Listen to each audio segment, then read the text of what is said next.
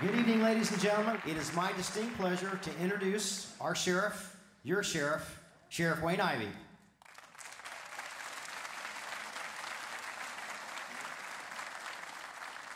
All right, good evening, everybody. First, I want to welcome everybody here, and this is an incredible crowd. We are so pleased to have everyone with us tonight. I will tell you that for the past year, I've had the honor of serving as sheriff and working at the Brevard County Sheriff's Office, and it is just that. It is an incredible honor. The incredible work that comes out of this agency, the men and women that do so much to protect our community, is just absolutely amazing. And when you see it tonight, I think what you're going to see is you're going to hear a resounding theme. You're going to hear team player. You're going to hear teamwork, and you're going to hear team.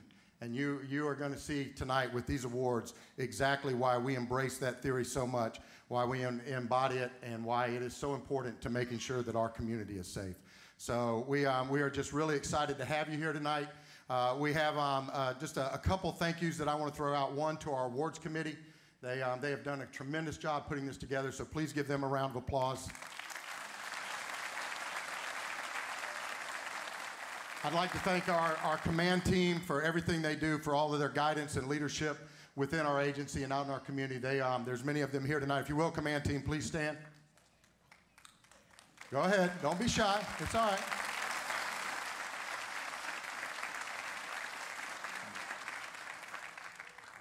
I also want to thank my daughter. She's going to be here tonight singing our national anthem for him with her beautiful voice, which she did not get from me, by the way. I will go ahead and tell you that. And also, I want to thank my beautiful wife, who I'm not sure if she's made it in yet. She's a part of the mounted posse. She was out front, but thank her for her generous time and letting me do this, because she knows I love it so much and she knows why. I also want to welcome some of our dignitaries that are with us tonight. We have Chief Bobby Sullivan, who is with us tonight. Chief, thank you so much. Our State Attorney, Phil Archer, is here. Chief Joe Lasada from Rockledge Police Department is with us tonight. And Chief, I think this is actually your first time having an opportunity to be with us tonight, so thank you for being here. Deputy Chief Renee Purden is here with us as well. Chief John Lau is here with us tonight from Titusville. And of course, my favorite mayor, Mayor Carol McCormick from Palm Shores, is here. And Judge Michelle Baker is here with us tonight, too. Thank you, Judge. Hopefully I got everybody. If I missed you, please raise your hand so I can recognize you for being with us tonight and being such an incredible part of our ceremony as we go through. I'd like to introduce to you our announcer for this evening, Corporal Angel Reddy, who is excited about doing this tonight for us. And our incredible MC, Commander Greg Purden, who is going to take the lead and walk us through tonight. Would you all please stand?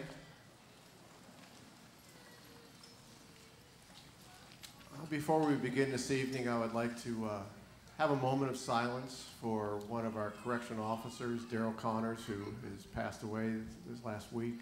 So would you please join me in a moment of silence for him? Thank you.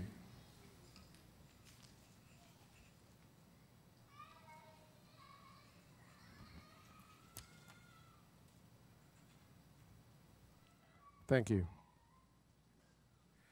Would you please join me in prayer? God of life and love, forgiveness, justice, and peace. Lord, our prayer this evening is guided by the heroic courage of the first responders and the dedicated citizens that will be honored here tonight.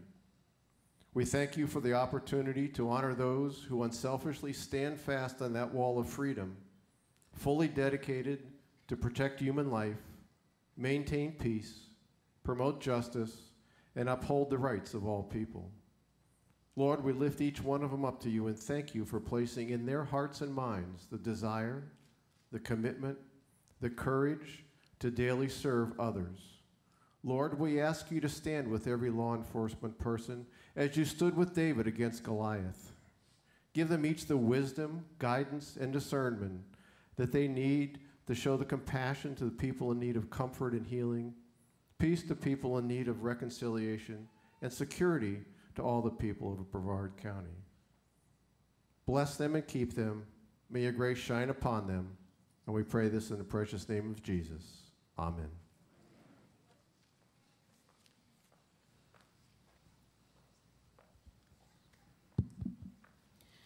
The Brevard County Sheriff's Office has a proud tradition of employing military veterans. Before we begin our program, I ask that all veterans or those currently serving in the military please stand.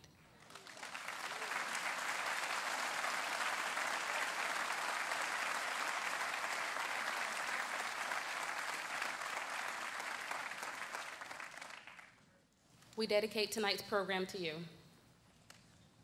Hello, my name is Pedro. And before I tell you what I came to tell you, I must introduce my wife, because every time I fail to do so, it costs me a new dress.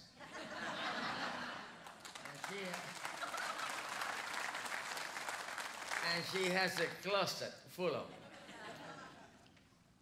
It is indeed my pleasure and an honor to be here with you tonight to let the most glorious emblem that waves over land, sea, and outer space talk to you through me as Old Glory speaks.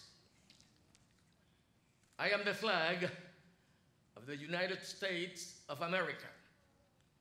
I was conceived in the dreams of liberty and in the hopes of freedom.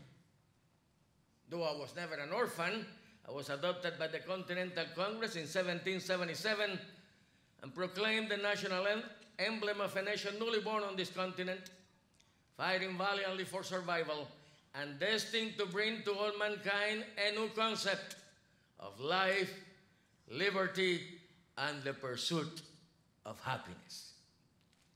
I have been many places and have witnessed many events in our American history. I was there when they fired the shot heard around the world and when General George Washington became Commander-in-Chief. I was there in the late twilight at Fort McHenry and inspired Francis Scott Key to write the immortal Star-Spangled Banner, now our national anthem. I saw Molly Pitcher take the cannon swab from the hands of her dead husband and help carry on the fight for freedom. I felt the biting cold at Valley Forge and gave comfort to the tired and hungry Continental Army. I rode with Ethan Allen and the Green Mountain Boys, and I saw the signal that started the midnight ride of Paul Revere. I was flown above the decks of all Ironsides and from the masts of the Yankee and the China Clippers. I blazed the trail west with Daniel Boone and David Crockett and stood beside them at the Alamo. I was carried through the horse of Montezuma and to the shores of Tripoli. I fell to the ground at Custer's last stand, and there were no friendly hands left to pick me up. I galloped up the slopes of San Juan Hill with Teddy Roosevelt and the Rough Riders. I stayed with the boys until it was over there, and was with them on the battlefields of the Marne, Chateau Thierry, Saint Mihiel, and the Argonne Forest. I saw many of the youth and manhood of our nation fall and lie still in death. They had given the last full measure of devotion. The war was over for them forever, but I have kept my lonely vigil over their graves and have stayed to watch the poppies grow amid the crosses, row on row, in Flanders fields. I was raised by 5 brave men during the hell of Iwo Jima, and I waved farewell to the 4 immortal chaplains who went down with their ship to honored glory. I proudly waved toward our troops fighting to get peace in Korea and the jungles of Vietnam. I have been carried to the South Pole, to the North Pole, and to the moon. Most recently, I flew over desert sands in defense of freedom. These events have come not without cost. Throughout our brief history as a nation, when danger has threatened, millions of Americans have left their homes and families to defend me and the nation for which I stand. Some never to return. Yet, They are emblazed forever within my folds, for their purity is remembered in my stripes of white. Their blood has given me stripes of red. Their souls are cradled in my stars, and their courage embedded in my blue. I am many things to many people. I am an inseparable link in the chain that binds men to God and country. I am called the red, white, and blue, the Star-Spangled Banner, the Stars and Stripes. But I am most commonly known by a nickname given me by an old sea captain who called me Old Glory. At this moment, while I fly at war in turbulent times, men and women from nations around the world are still striving to reach my shores, to touch and stand beside me. A symbol of liberty, a standard of justice, a light of humanity, an emblem of man's faith, a beacon shining into the darkness. And here I will always be, for I am the Stars and Stripes forever. I am Old Glory.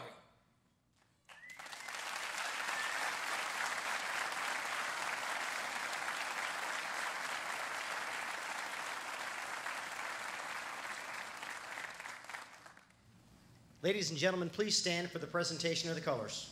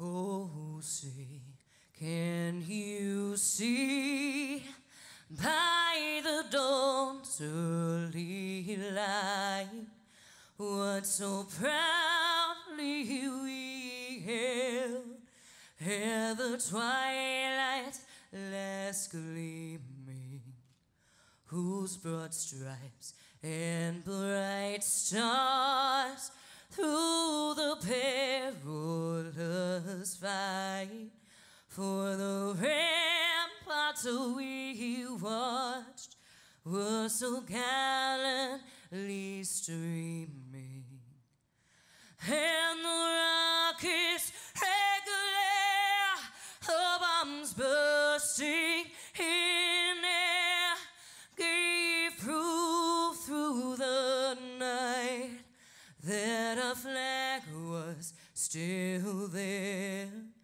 Oh, say does that star-spangled banner yet wave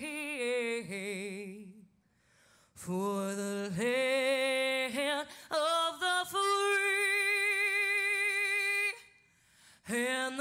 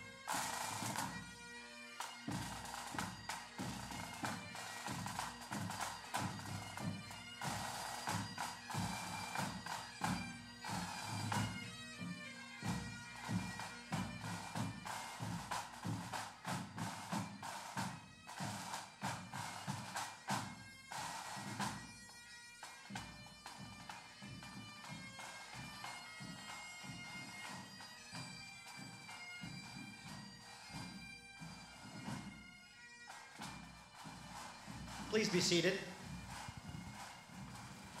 How about that honor guard and the drum and fantastic.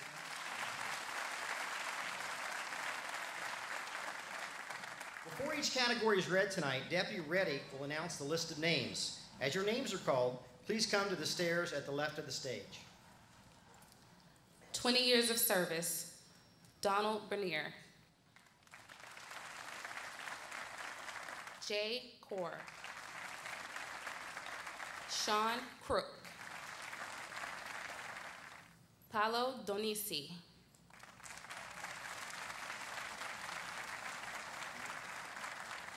Roger Johnson. Yvonne Miller. Sunshine.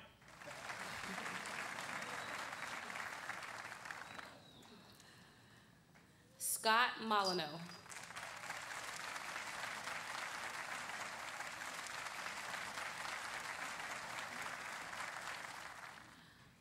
Charles Parrott.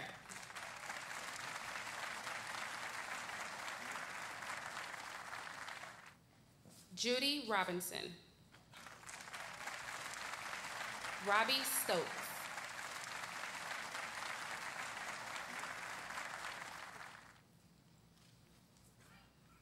Ross Torquato.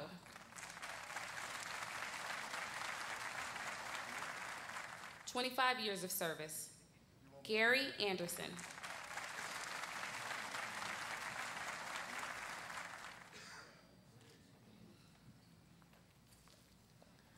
Donald Barker.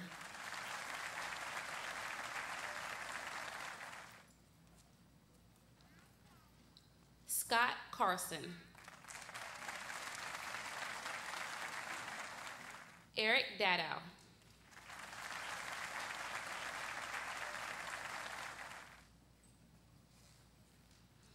Alex Fishback.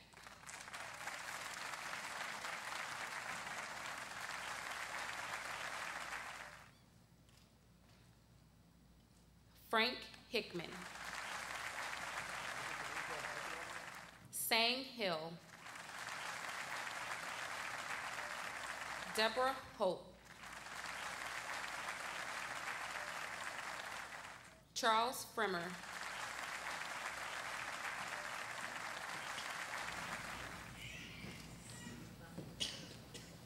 Greg Purden.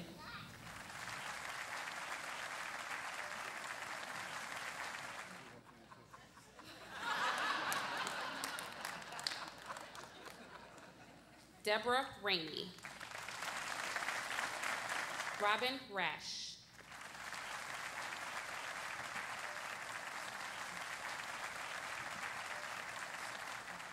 Greg Robertson.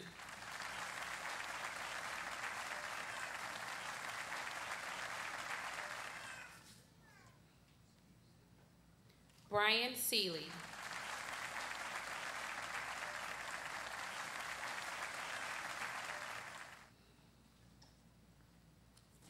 Michael Williams. 30 years of service, Wayne Doler.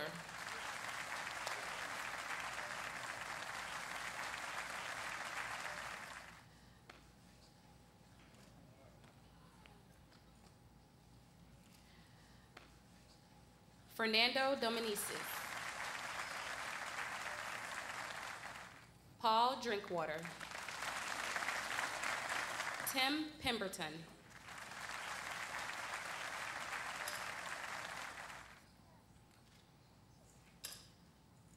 Scott Pikus.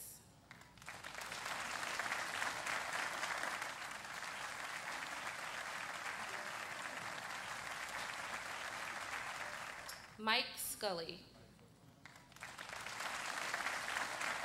Kent Sellers.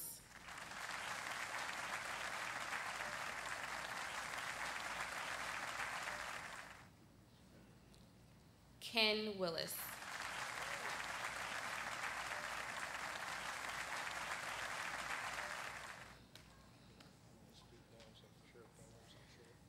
"35 years of service, David Fitch.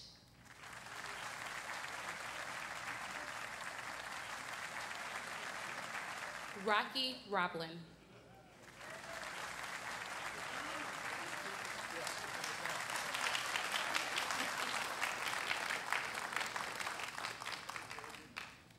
You know, it takes a great amount of personal commitment and sacrifice to remain in this challenging profession for any length of period of time, but to stay for 20, 25, 30, even 35 years with the Brevard County Sheriff's Office is amazing.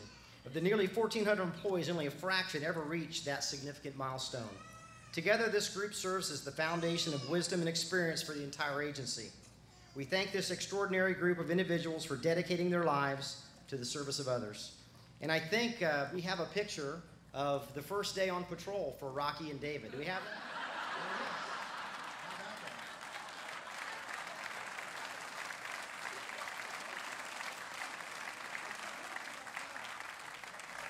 Congratulations to all the recipients, especially you, David and Rocky. Fantastic. Would Frank Ross please join us on stage? In 2004, Sergeant Lucy Ross was taken from us when she was responding to a crime scene. Lucy was very special to all of us. One of the ways we celebrate her life is through the recognition of a very special person in the Sheriff's Office who demonstrates the same qualities as Lucy. Qualities such as dedication to the community, the attainment of excellence in her profession, and the love of children. Beginning in 2005, the Brevard County Sheriff's Office established a very special annual award known as the Sergeant Lucy Ross Award. This year's recipient has positively impacted the lives of over 5,000 Brevard County children, serving for the past 13 years as the president of Brevard County's youth football and cheerleading organization. In this unpaid position, this employee oversees 12 youth football leagues, scheduling and supporting over 500 regular season games, 30 playoff games, and 8 Super Bowl games, as well as scheduling and coordinating all of the referees and volunteer support staff.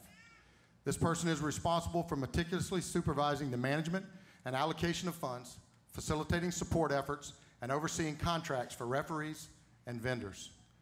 This employee is responsible for reviewing the validity of certifications for referees, coaches, and volunteers to ensure the safety and well-being of all the children that are involved in the program. This individual leads by example, ensuring sportsmanship, teamwork, positive conduct, and self-esteem of both the participants and the parents. This employee also volunteers as the Master of Ceremonies for the annual cheerleading event and competition, entertaining hundreds of Brevard County's cheerleading members and their families at each event. This employee supports the Bright Future Scholarship Program by organizing and assigning volunteer assignments for Brevard County schools, documenting hours and actively mentoring 7 of Brevard County's at-risk students by serving as their advisor for educational, financial, and college planning. This employee also serves as a liaison between college recruiters, student athletes, and parents.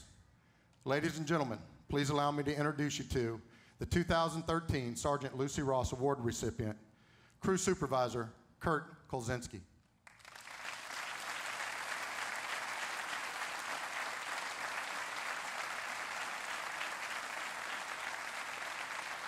Kurt actively participates in the Sheriff's Office Shop with a Cop program, ensuring that children whose families are experiencing hardship can receive a very Merry Christmas. Additionally, he volunteers his time as co-driver for the Brevard County Sheriff's Office Christmas Parade float for parades in Titusville, Merritt Island, Port St. John, Palm Bay.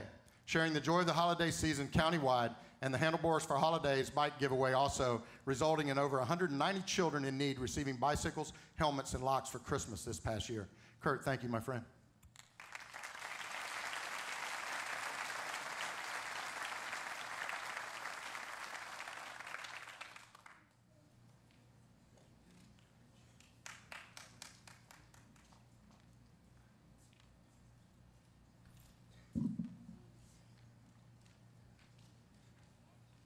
Would the motor unit please come to the stage?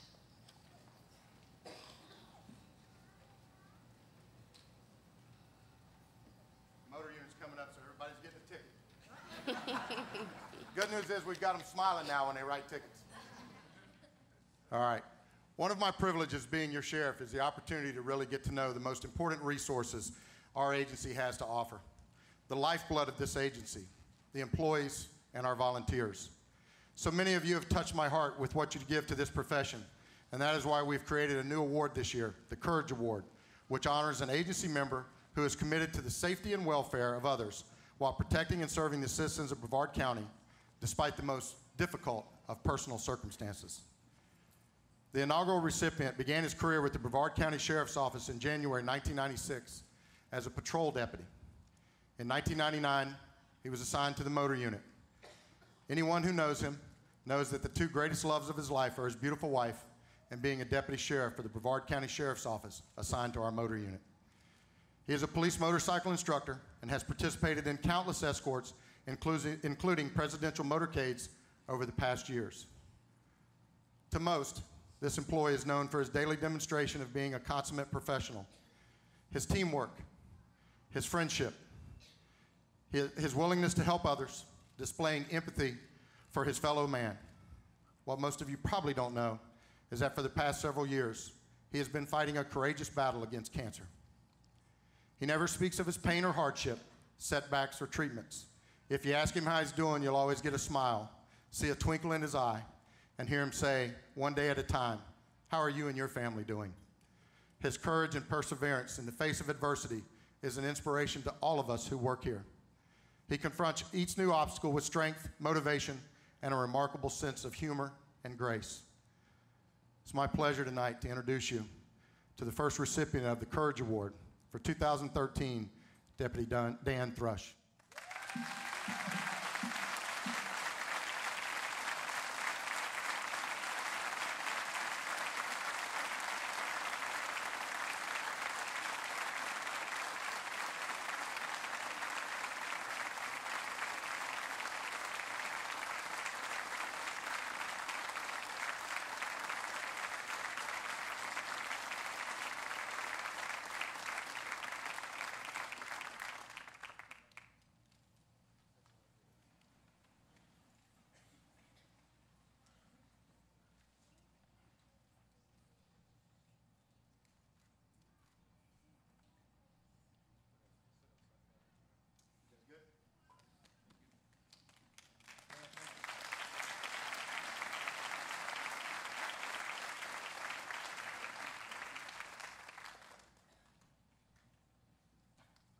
Well, that's a pretty good start, Sheriff. We're doing pretty good. You need to take a break? You good? I'm all right. You all right? You need Yeah. a snack or a drink or anything? We're good to go? Do we got snacks? We got snacks. Folks, before you, if you don't know this, we got a great reception set up after this, so we're gonna have. But do we got snacks now? We got snacks now. If you want snacks now, we can take a break or we can charge on. We got a lot to cover. We got a lot of awards tonight. All right, let's charge on. Let's charge on. Corporal, ready? But I'm gonna get a snack while you're doing this. You got it. Will the following please join us on stage? Agent Chris Cardinal.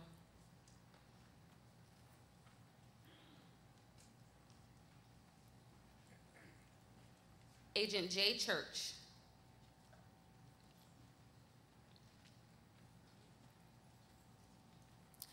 Agent Troy Devers. Agent Kristen Fettis. Deputy Jeremy Hart. Agent Ethan Kersey. Deputy Chase Chicha. Corporal Robert Manley. Agent Joseph Martin.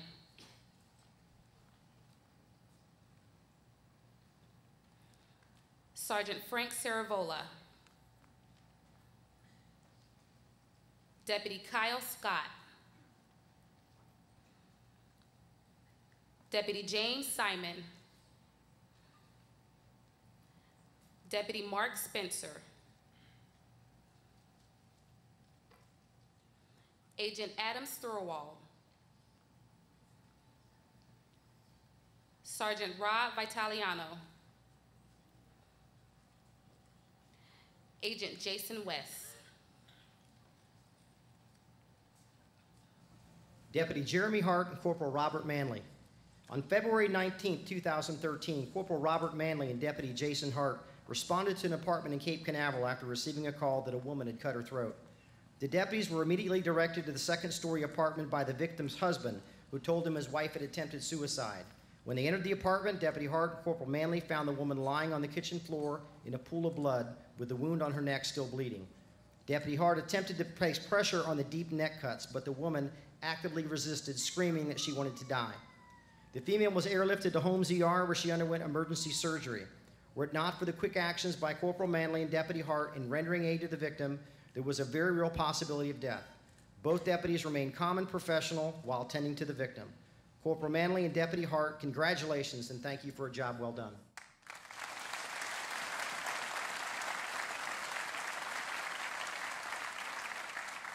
Deputy Kyle Scott. During the month of May, several schools in Port St. John were victims of multiple burglaries, thefts, and criminal mischief. North Precinct deputies were asked to conduct walking patrols of the schools in order to prevent further criminal activity. On Wednesday, May 30th, at approximately 22 hours, Deputy Scott and another deputy began a foot patrol of Space Coast Junior Senior High. After walking the property for approximately 30 minutes, Deputy Scott located an open gate and noticed the lock had been cut. Additional units were called to assist, but Deputy Scott knew there may be a very short window of opportunity to put an end to this crime spree. Deputy Scott directed another deputy to maintain position by the open gate on the northwest side of the school. He then activated the emergency lights on his patrol vehicle on the south side, hoping to make any suspects believe there was a deputy positioned there. He then went to the northeast corner of the school, near the cafeteria. While securing that position, Deputy Scott observed two suspects fleeing with black bandanas covering the lower half of their face, carrying backpacks and wearing gloves. One had a 3-foot pry bar in his hand. These two individuals were addressed by Deputy Scott at gunpoint and taken into custody without incident. Inside the backpacks were pry bars, a drill, a screwdriver, gloves, and various property the pair had taken throughout the school. Both were carrying knives. A check of the school showed numerous doors had been pried open, and the pair had spent some time in the cafeteria consuming food and beverages meant for students. Both suspects admitted not only to this incident, but to the previous burglaries from Space Coast Junior Senior High and Enterprise Elementary. Deputy Scott's keen observation skills and quick thinking were instrumental in capturing the suspect. During the interviews, the suspect said they had planned to flee south, but saw the flashing emergency lights from Deputy Scott's unoccupied vehicle, and instead chose to leave out the northeast exit directly into Deputy Scott's custody. Excellent job, Deputy Scott.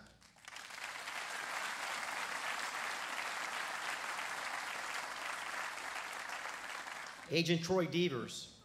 On May 17th, the Brevard County Sheriff's Office received a call from a citizen who reported that she had received a sexually explicit photograph from a 4-year-old girl through a text message. The reportee did not know who the text message came from and did not know the female child was. Forensics agents diligently searched for evidence, carefully extracting the data. Agents were able to identify the email account that had sent the image, and they were even able to determine where the photo was taken. The search of the email account through Facebook linked it to a suspect. With this information in hand, Agent Devers worked around the clock. He learned additional information about the male using the email to distribute the pornographic image. He found the suspect's school and determined that he had a younger sister who, from the many pictures online, he believed to be the victim. Agent Devers confirmed the suspect's address, that he had the sister, the age of the child in the photograph. Agent Devers then obtained and conducted a search warrant the following morning. The suspect then confessed to molesting his 4-year-old sister, as well as taking pornographic images of her and distributing them. The suspect had actually typed the wrong phone number in, which led to the reportee to receiving the image. The victim's parents were unaware of the terrible abuse that was occurring. A wrong number dialed in the evening hours of May 17th led to a search warrant being served and the end of the abuse of a young child on the morning of May 18th. How is that for an effective team? Great job, Agent Devers. Unfortunately, Agent Devers could not be with us tonight, but we'll make sure he gets that award. Agent Jason West. On February 15, 2013, Deputy Jason West located a person of interest in a Titusville Police Department homicide investigation. The individual is known as a methamphetamine producer who had been sought by the Titusville Police Department since December 2012. Deputy West arrested the person for driving on a suspended driver's license as a habitual traffic offender. During an inventory search of the vehicle, Deputy West located a .45 caliber handgun, ammunition for the handgun, and a white plastic cylinder containing methamphetamine. Realizing the potential importance of the Titusville Police Department's homicide case, Deputy West delayed his interviewing of the person of interest and transported him to the Sheriff's Office North Precinct so the Titusville Police Department detectives could interview him. After Titusville Police detectives finished their interview, Deputy West obtained a sworn statement from the suspect. Deputy West subsequently developed additional probable cause and was able to arrest him. Titusville Police Detective Jeremy Gonzalez would later state to Major Andrew Walters that he was confident that the actions of Deputy Jason West helped bring closure to a brutal homicide. Detective Gonzalez and the Titusville Police Department also congratulated and recognized Deputy West's efforts. Good job, Deputy West.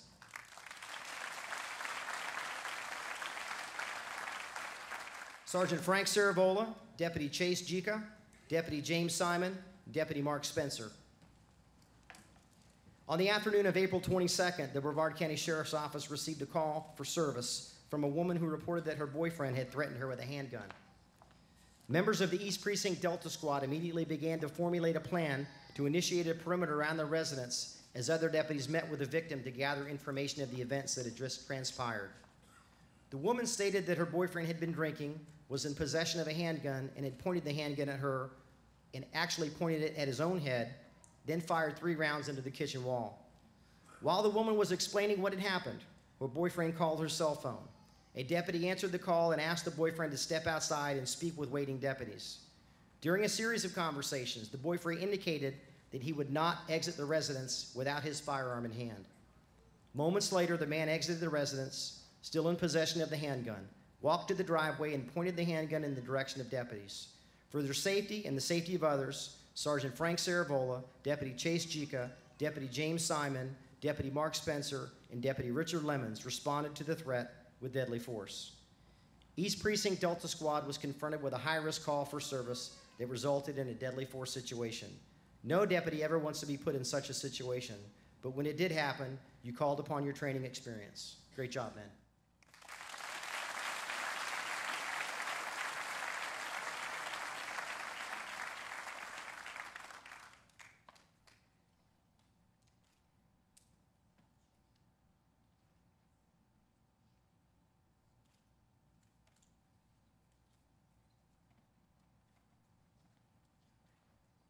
Agent Joseph Martin. On the evening of Friday, August 26, 1988, that's 1988, Benjamin Riap reported that he and his wife were the victims of a kidnapping at the Mr. Donut in Cocoa. According to Riap, the couple was forced to drive to a desolate area of Canaveral Groves where the kidnapper restrained Riap and brutally murdered his wife, Wanda. After the murder, the alleged kidnapper drove from the area, leaving Riap, who was able to walk to a nearby residence.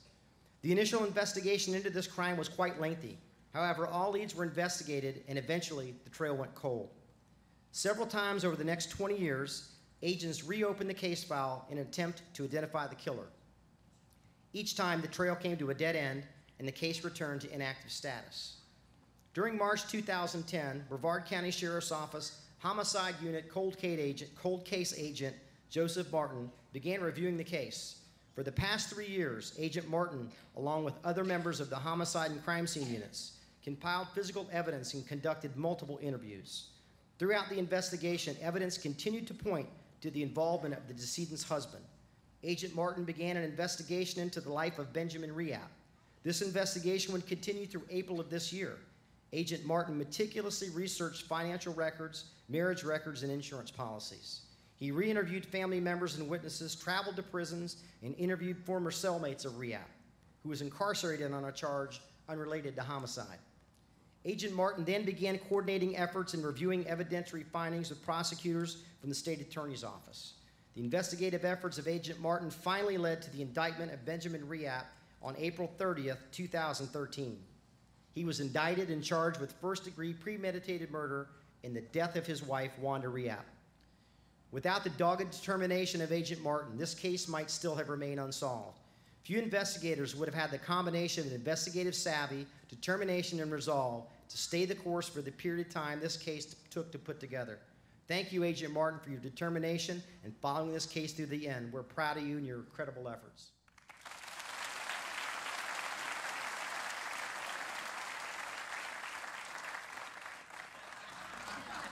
Finally.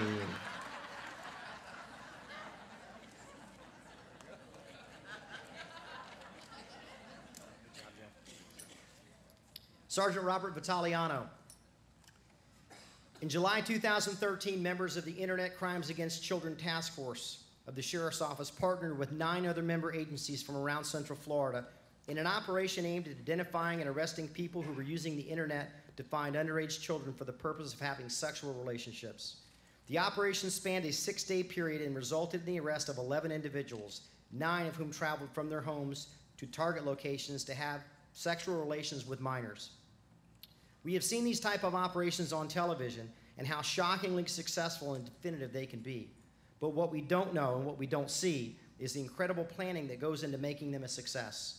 Without the efforts of Sergeant Rob Vitaliano and Senior Staff Assistant Gene Palmer to design and coordinate the logistics, none of this would have come to fruition. They used grant funds to obtain a location, arrange hotel accommodations for traveling agents, obtain donations of food and beverages for agents working around the clock, and scheduled personnel to reduce the need for overtime. An incredible amount of effort went into the organization of this operation, and for his efforts, Sergeant Vitaliano is awarded the Bar of Merit. Congratulations, Rob.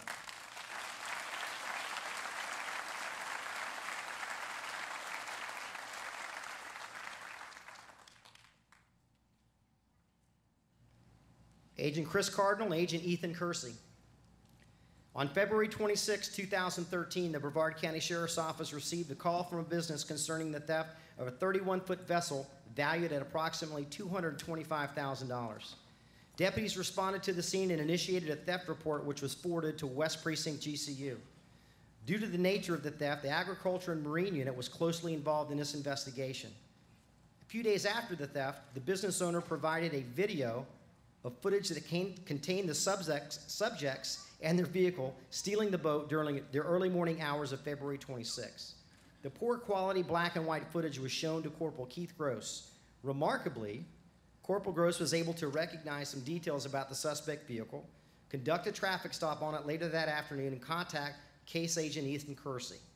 There was not enough probable cause to arrest the suspects at that time, but Agents Kersey and Cardinal spent the next 2 months investigating this crime and the theft of 2 other high-performance boats.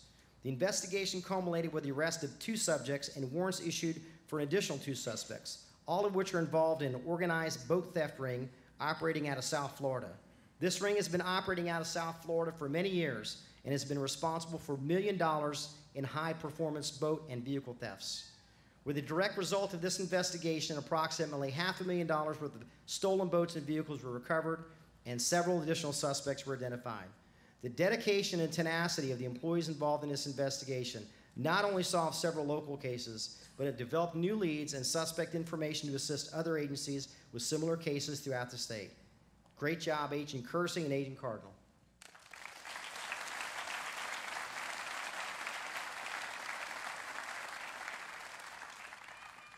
At this time, would the following deputies please come to the stage? Deputy Craig Edelman, Retired Sergeant Mike Brown, Deputy Jeremy Flake, Deputy Daniel Genova, Deputy Jorge Lopez, Deputy Luke Pearson, Retired Corporal Charles Frimmer, Deputy James Romer, Deputy Paulette Stewart, Deputy Scott Stewart, Deputy Danielle Stitt,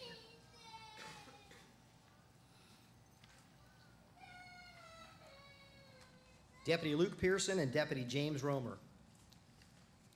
On February 14, 2013, Deputies Pearson and Romer responded to a residence in Merritt Island where a woman called to say she found her boyfriend unresponsive in the bathroom. The deputies arrived to find a man lying on the bathroom floor without a pulse.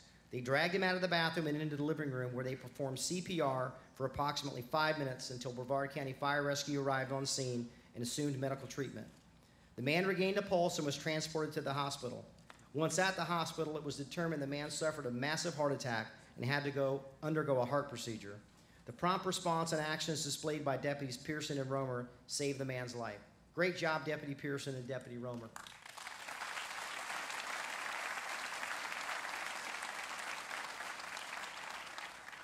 Looks like a glamour shot. Nice job. Deputy Jeremy Flake and Deputy Daniel Genova. On February 5th, 2013, the Brevard County Sheriff's Office received a call about an unresponsive man at his Port St. John residence. Deputy Jeremy Flake and Daniel Genova found the victim seated in an electric wheelchair, slumped over, unconscious with no pulse. Working together, they removed him from his chair and placed him on the floor where they could perform rescue services. They both began administering CPR and initiated the AED. The AED was used, at which time the man began breathing and a pulse was revived. Then they continued providing aid until fire rescue arrived. The man made a full recovery from the incident, but if it were not for the actions of Deputy Flake and Genova, he surely would have expired. Thank you both for your actions.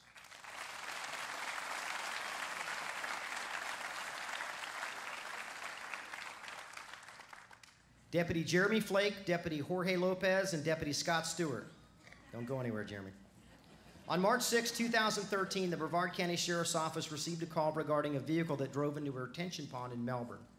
Deputy Scott Stewart, George Lopez, and Jeremy Flake were on duty in the area conducting training exercises for a class they were participating in. According to witnesses at the scene, the driver was still inside. All three deputies entered the water to rescue the elderly driver. At this point, the vehicle continued to sink in the water, and it was now up to the driver's face. The three deputies were able to free the driver and bring her back safely to shore. Deputy Scott Stewart, George Lopez, and Jeremy Flake acted quickly without regard for their own personal safety. As a team, they quickly assessed the situation, entered the water, and rescued a person who was facing imminent peril. If it were not for the actions of these deputies, the circumstances surrounding this incident would have been tragic. Thank you, Deputy Stewart, Lopez, and Flake, for your quick response and actions.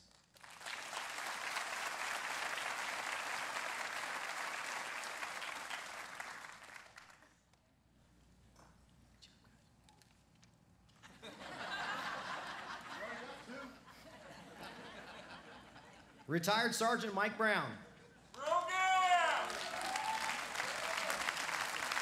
This guy just keeps coming back, Sheriff. I don't know what to say. Where'd he park his van? Looks like he lives in a van down by the river.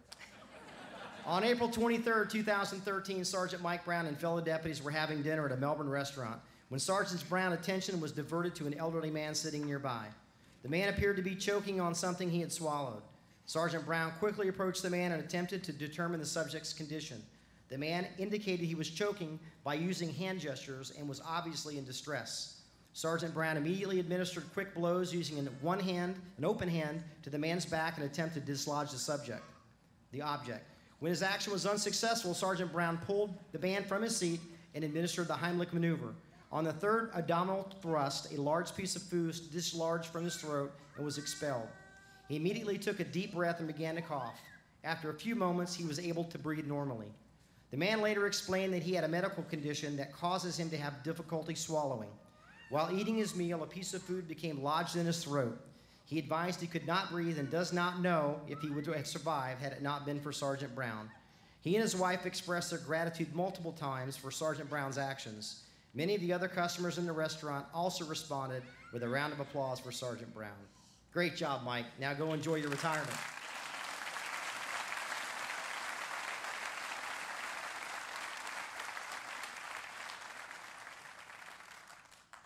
Retired Corporal Chuck Frimmer. In June, Corporal Frimmer responded to a vehicle crash on I-95. The initial dispatch call advised that a vehicle was observed leaving the roadway, overturning, and it appeared to be upside down in a ditch. Fortunately, Corporal Frimmer was nearby. Upon arrival, Corporal Frimmer observed that the vehicle was upside down in the water. He ran to the vehicle to check for possible occupants and injuries. As he got to the vehicle, he heard faint calls for help coming from inside of the partially submerged vehicle. Corporal Frimmer waded into thigh-deep water and attempted to open the driver's side door. Discovering it was jammed, Corporal Frimmer then moved on to the passenger side, where he was able to force the door open. When Corporal Frimmer looked inside the vehicle, he saw the driver was trapped upside down in the driver's seat. The driver's head was submerged underwater, and he could not breathe. Corporal Frimmer was able to reach into the vehicle and hold the driver's head slightly above the water. Corporal Frimmer then used his utility knife to cut the seatbelt, allowing extra mobility for the driver's upper body. However, the driver remained pinned within the vehicle. Corporal Frimmer remained inside the vehicle, holding the driver's head above water until Brevard County Fire Rescue arrived and freed the driver using the jaws of life. If not for Corporal Frimmer's quick response, the driver would certainly have drowned in this vehicle. Outstanding job, Chuck.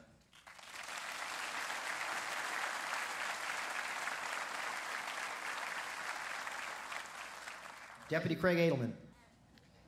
On September 14, 2013, Deputy Craig Edelman responded to a residence in Cocoa regarding a man who had been found unresponsive in the shower. Deputy Edelman entered the residence with his agency-assigned AED in hand and was directed to the bathroom of the residence, where he observed a male lying half naked in the shower, half in and out of the shower. Deputy Edelman quickly pulled the man to a flat surface in the bathroom and attached his agency-issued AED, but no shock was advised and CPR was initiated. Deputy Edelman worked with another resident to perform chest compressions and rescue breathing until fire rescue arrived and transported him to the hospital. The man required a heart procedure, which was successfully completed. Great job, Deputy Edelman.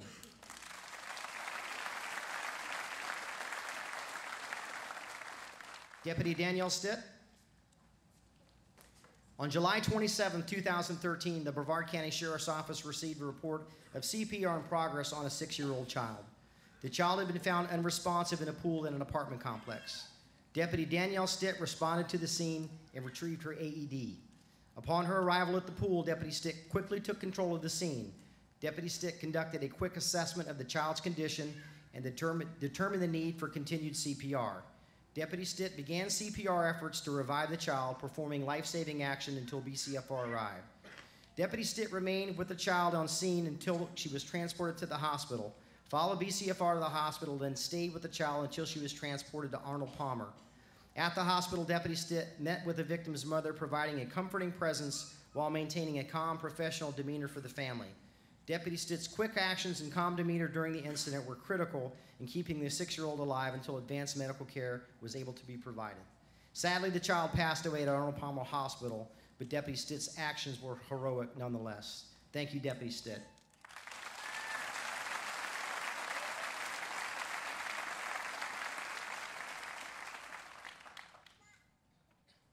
Deputy Paulette Stewart. On October 29th, Deputy Stewart responded to the Cape Canaveral apartment regarding an unresponsive female. Deputy Stewart found the female on her bed, not breathing. Deputy Stewart pulled her off the bed and onto the floor, where she began CPR. Deputy Stewart continued performing CPR until BCFR arrived on the scene. BCFR continued medical treatment and the woman started to breathe. It was learned that the woman, who has a heart condition, had accidentally taken methadone that was prescribed to her daughter, causing her to become unresponsive. Deputy Stewart's actions are credited with saving this woman's life. Great job, Deputy Stewart.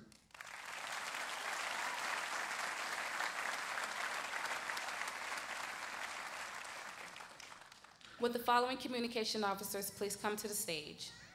Sarah Arias, Amanda Barber, Nicole Bernhard, Antonio Barrios, Marcia Guido, Regina Oliver, Monica Petit, Nicole Tarbucks.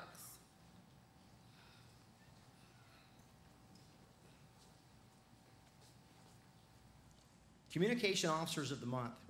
Our 911 communication officers are usually the first contact for our citizens in an emergency. They are trained to gather critical information as quickly as possible. This requires a very unique skill set. They must multitask during the most chaotic of circumstances. They must be able to communicate with strength, clarity, and compassion. They are a voice offering help, direction, and relief. Officers are evaluated based upon the manner that they handle emergency situations and the compassion and professionalism they demonstrate. We will now recognize our Communication Officers of the Month for 2013. January, Officer Antonio Barrios. Communication Officer Antonio Barrios received a 911 call regarding an armed man and obtained a partial tag for the suspect vehicle.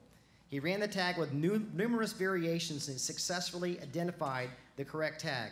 Because of his diligence and tenacity, deputies were able to respond to the suspect's residence and make an arrest. Great job, Tony.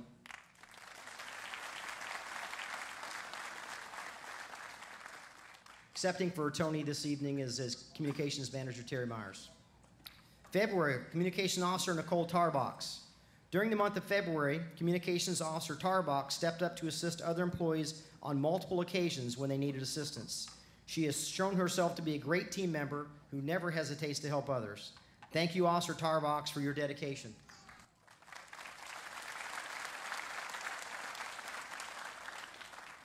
March, Communication Officer Antonio Barrios.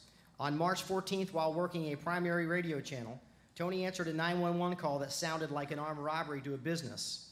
He was able to take pertinent information from a pregnant victim who was hysterical that a gun had been pointed in her face. He ascertained that it was in fact not a robbery, but a domestic disturbance in which a male pointed a gun at the victim, and it turned out to be her ex-boyfriend. Tony was able to keep the victim calm, obtain the information responding deputies needed, all after a rifle had been pointed at her head while threatening that she was going to be killed. His professional handling of this difficult call facilitated a successful arrest of a violent suspect. Great job, Tony.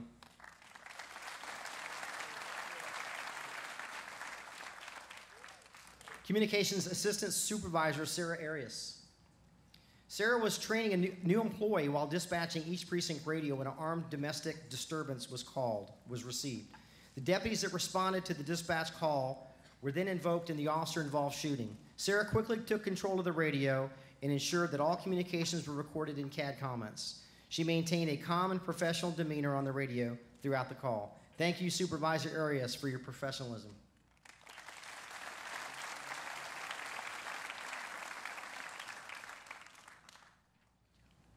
Communications Officer Regina Oliver.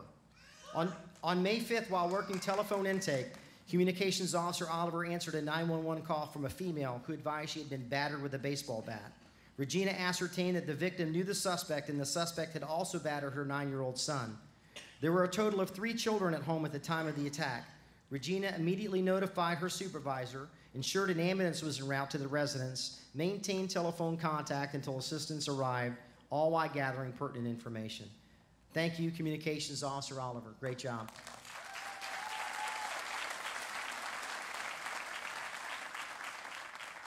Communications Officer Amanda Barber.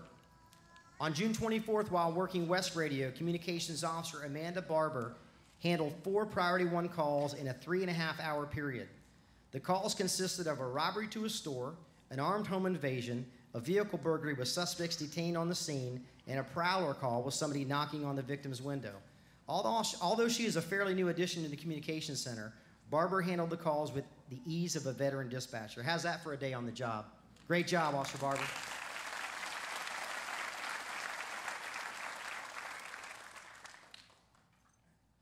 Communications Officer Regina Oliver, July.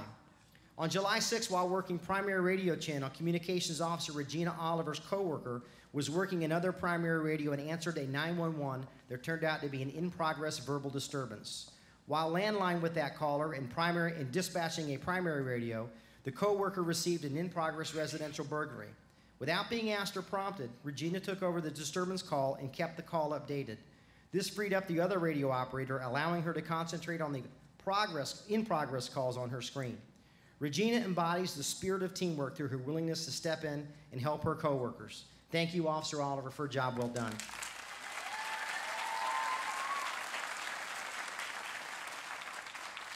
Communications Assistant Supervisor Sarah Arias, September. On September 9th, while working phone intake, Assistant Shift Supervisor Arias answered a 911 call referenced the subject threatening to commit suicide. The man had a gun and was threatening to shoot himself in front of his wife and children in a park with other family members around. Sarah directed the wife to stay calm for the children, to make sure that the children were in a safe area, and if possible, advise the others to get to safety.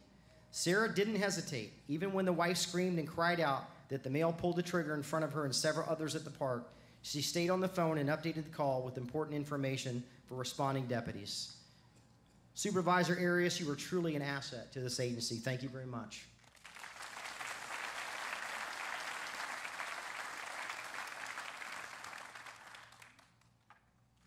October, Communications Officer Marcia Guido. On October 17th, while working South Precinct Primary Radio, Communication Officer Marcia Guido handled a call involving a subject shooting into a vehicle. She handled all the radio traffic while simultaneously coordinating efforts with the West Precinct radio operator. As the call progressed, she took over to expedite the exchange of information. Her efforts directly led to the apprehension of the suspect. Great job, Communications Officer Guido.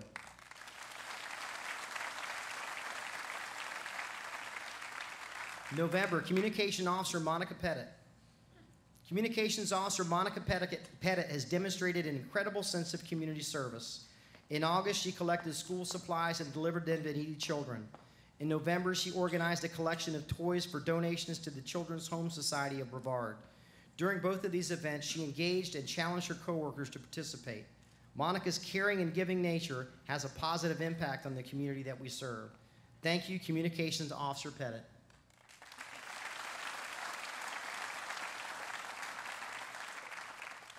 December, Communications Officer Nicole Bernard. On December 29, 2013, Communication Officer Nicole Bernard received a 911 call regarding a robbery that occurred. She was able to calm the caller and obtain the information she needed, then initiate the call within 45 seconds. Nicole then stayed on the phone with the caller and updated the call with descriptive information until the deputies arrived on scene. This call was the first in-progress robbery call that Nicole had ever received, and she's still in the training program, having only been hired the previous month. Great job, Officer Bernard.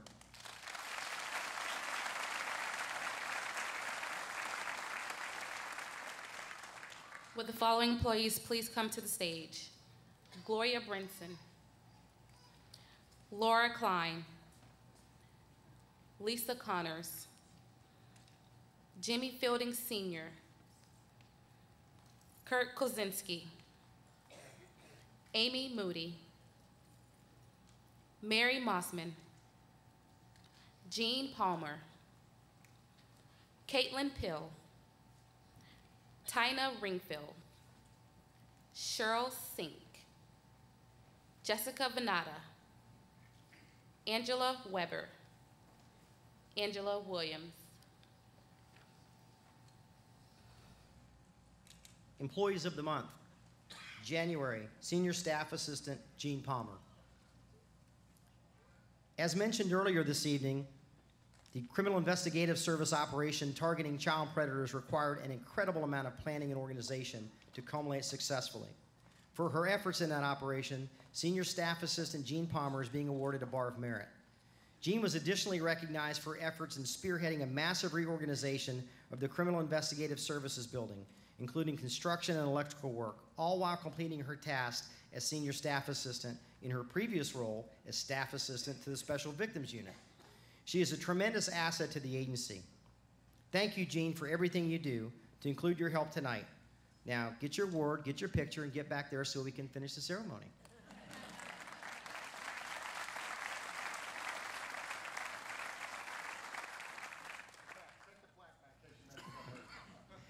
Jail Records Manager Jessica Veneta.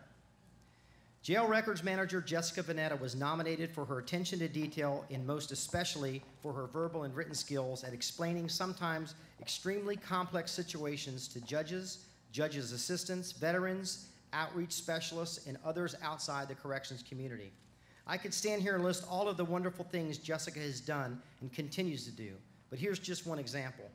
An inmate, after his arrest, was discovered to have a critical illness and was in immediate need of medical treatment.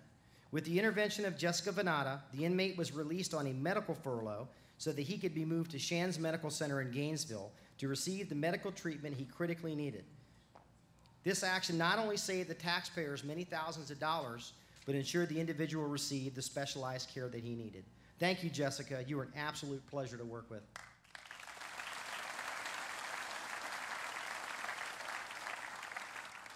Crime Scene Investigator Caitlin Pill and Crime Scene Investigator Lisa Connors.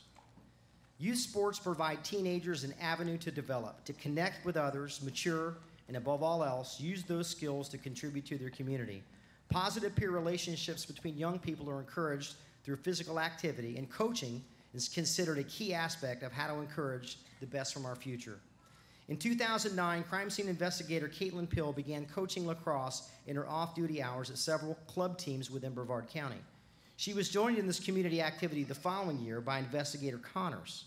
Their passion for the game of lacrosse began when they helped establish and play on a club team as roommates at West Virginia University. Go Mountaineers. In an effort to expand the opportunities for young women to compete in sports and gain satisfaction of representing their school, investigators Pill and Connors used this experience in 2011 as they spearheaded the effort to convert the lacrosse club team to establish a Merritt Island High School varsity team. This was a long process, and they spent countless hours petitioning, attending meetings with the Florida High School Athletics Association to establish lacrosse as a varsity sport in Brevard County. Their efforts paid off when Maradona High School joined 4 other high schools in the county to field the first season of varsity lacrosse. There are now 10 high schools in Brevard County that with lacrosse teams that provide an opportunity for hundreds of girls to compete in the sport and gain valuable lessons from sportsmanship to competing as a team. This successful effort was the direct result in determination and commitment by investigators Pill and Connors. These 2 co-workers and friends did not stop with that success. They continued to contribute to the sport and the young athletes involved by volunteering their talents as coaches. During the lacrosse season, which runs from February through May, CSI Pill and CSI Connors attend and contribute daily, travel to matches throughout Brevard County, and attend and participate in fundraising events. All of the aforementioned activities are done on their own time, and that's truly remarkable. Providing our youth with structure, respect, and team building is a result of their passion. They are valued mentors, providing a positive image of real-life role models. I know that many of you in this room have been influenced by high school sports, and as a result, you understand the importance and effort and commitment by the many volunteers and coaches like Kate and Lisa. Congratulations.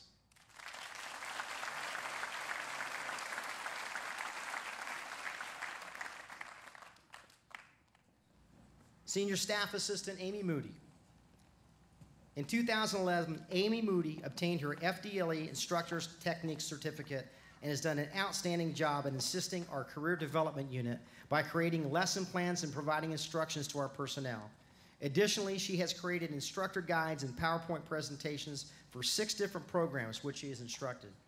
Amy facilitated more than a dozen agency-wide classes during 2013, always displaying a positive, can-do attitude and willingness to assist the benefit of this agency. Thank you, Amy, for all your hard work.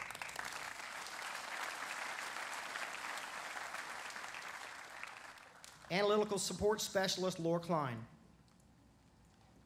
As you have heard several times tonight about the successful CIS operation conducted to identify and arrest child predators, Laura Klein, along with her fellow analysts, provide a tremendous amount of assistance during that operation by taking limited information such as a screen name or an email address to identify a suspect. Knowing everything possible about a suspect is very important to ensure the safety of the surveillance and takedown teams. Identifying potential safety concerns on previous charges allows the agents to obtain the arrest and search warrants needed to secure evidence, prevent destruction, and support a successful prosecution. Laura's primary job since she joined the Criminal Investigation Service has been in the SORT unit, handling the registration and tracking of sex offenders.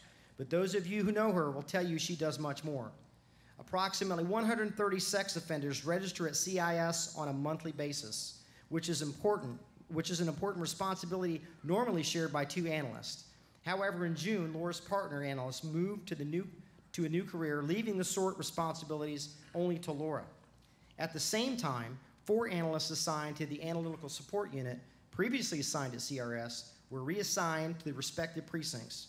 With these personnel changes, Analyst Klein took on all analytical responsibilities for CIS. During the year, Analyst Klein performed exceptionally. She assisted investigators, provided an exemplary work product, identified suspect, researched criminal histories, subpoenaed records, all while maintaining registrations. Thank you, Laura, for your efforts. You are truly amazing.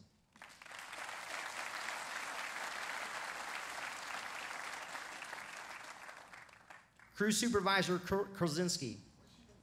In addition to the wonderful things you heard about Kurt earlier this evening, he provided an expertise in accomplishing several high visibility projects, which resulted in the savings to the Brevard County Sheriff's Office in excess of $20,000 during the month of August.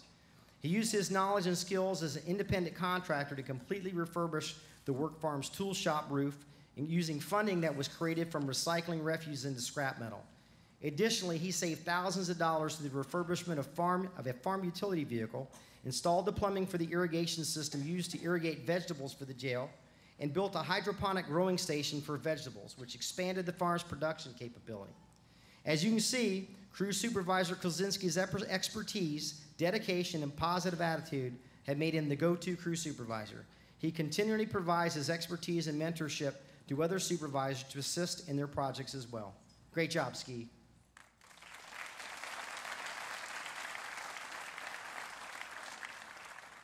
Crew Supervisor Mary Mosman. In 2013, Crew Supervisor Mary Mosman adopted 10 homeless families using her personal funds to provide each with food, clothing, water, presents for the children during the holidays. She volunteers her time to raise money and supports for the Shoes for the Needy and cooks and serves meals to the homeless veterans. She volunteers weekly at the Shepherd's Closet thrift shop, personally collected and delivered donated clothing and toys in support of Toys for Tots and grandparents raising grandchildren's holiday programs, and even dresses up as the Easter Bunny to visit nursery schools in nursing homes. If there is ever an event that needs a volunteer, I can guarantee you will see Mary's smiling face there. Crew Supervisor Mosman also uses her position as an opportunity to provide daily mentorship to the incarcerated female inmates assigned to her work crew, which has directly contributed to an increase in their self-esteem and independence, and most importantly, successful return to society. The awards committee received 3 nominations for Mary this year. 2 were for the wonderful things that Mary continues to do on a daily basis to better the lives of everybody around her, and the 3rd was for her attention to detail, where she thwarted an attempted introduction of dangerous contraband into the jail. While supervising her inmate trustee work crew, Crew Supervisor Mosman overheard inmates talking suspiciously about an area they provided labor services to. Based upon her instinct, experience, and training, she immediately notified her supervisor of her suspicions. Believing that contraband drop was being planned, she redirected her crew to another project so her supervisor could search the suspected area for contraband. Due to Crew Supervisor Mosman's situational awareness, several items of contraband were located and were not introduced into the Brevard County Jail. Great job, Mary.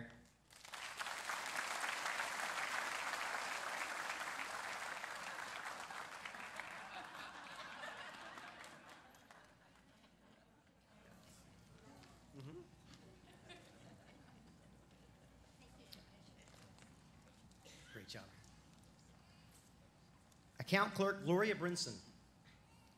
On August 28, 2013, while counting and verifying money envelopes to prepare the funds for a banking deposit, Account Clerk Gloria Brinson discovered 13 $100 currency notes that were suspicious. They felt differently and appeared to be counterfeit. She placed the suspected bills in the money counter, which verified the bills were suspect. She then verified that the bills were counterfeit, removed the $1,300 from the booking deposit, thus saving a potential agency loss.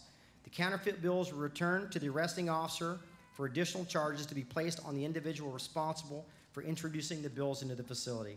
Accounting Clerk Brinson is commended for her attention to detail.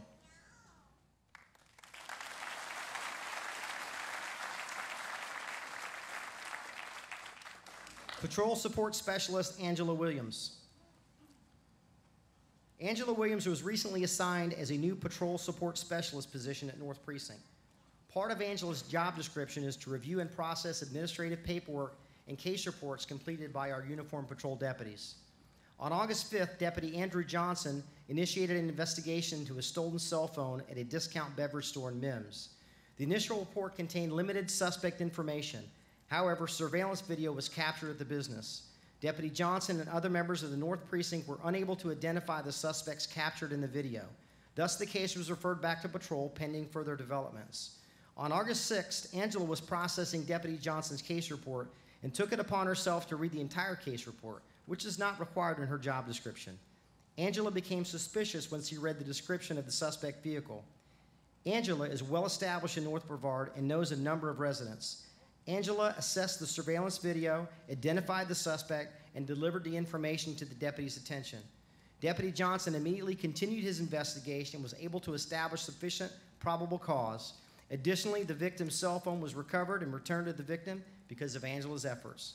Angela is very passionate about serving the citizens and deputies at North Precinct. Without her dedication and exceptional service, this case would have remained pending and unsolved. Thank you, Angela, for your exceptional service.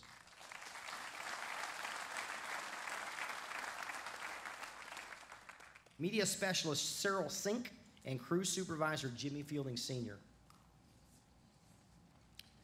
On October 26, 2013, the Brevard County Sheriff's Office implemented the inaugural Brevard Jailbreak Adventure Race on the grounds of the Brevard County Jail Complex.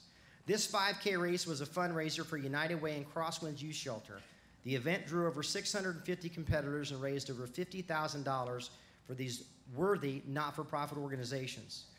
The success of this event was due to the dedication and commitment of many BCSO employees and volunteers. Months of planning and coordination went into this event. Cheryl Sink, without question, was the single most driving force behind the Jailbreak Adventure Race. She secured the event registration site, monitored and planned the event. She coordinated race day registration with the volunteers from United Way and Crosswinds. She was charged with the production of a promotional video to promote the event. She tirelessly assisted other committee members with tasks above and beyond those assigned to her. All told, the success of this event is largely due to her outstanding contributions. Correctional Officer David Bonacore provided the boots-on-the-ground support from day one in the construction and clearing of the race course. With little more than 3 months to complete, CO Bonacore directed crews to map out and construct the challenging race course with no budgeted funds. Together with Crew Supervisor Jimmy Fielding Sr., a heavily wooded area was transformed into an adventure racetrack in very short order. There is no way this course could have been completed without the assistance of Crew Supervisor Fielding. As a result of their hard work on Jailbreak Adventure Race, Jimmy, Cheryl, David, and Deputy Maria Fernandez will be receiving community service bars. Thank you, Cheryl and Jimmy, for your hard work and everybody involved in making Jailbreak such a successful event. And get ready for next year, because Jailbreak 2014 is right around the corner.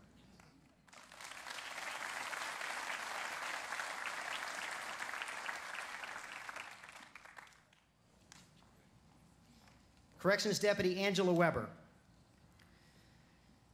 Corrections Deputy Angela Weber was selected Civilian Employee of the Month for November for actions prior to becoming a sworn corrections deputy. On August 16th, a female inmate was received into booking that had caused a disturbance during transport after being arrested by the Palm Bay Police Department. Once in the jail, she continued to be disruptive and was placed in court holding cell away from other inmates. Corrections Technician Weber noticed the inmate attempting to cut her wrist with an unknown object and immediately notified correctional staff. While being interviewed by staff, the inmate continued to use her fingernail to pick at her wrist, saying she wanted to die.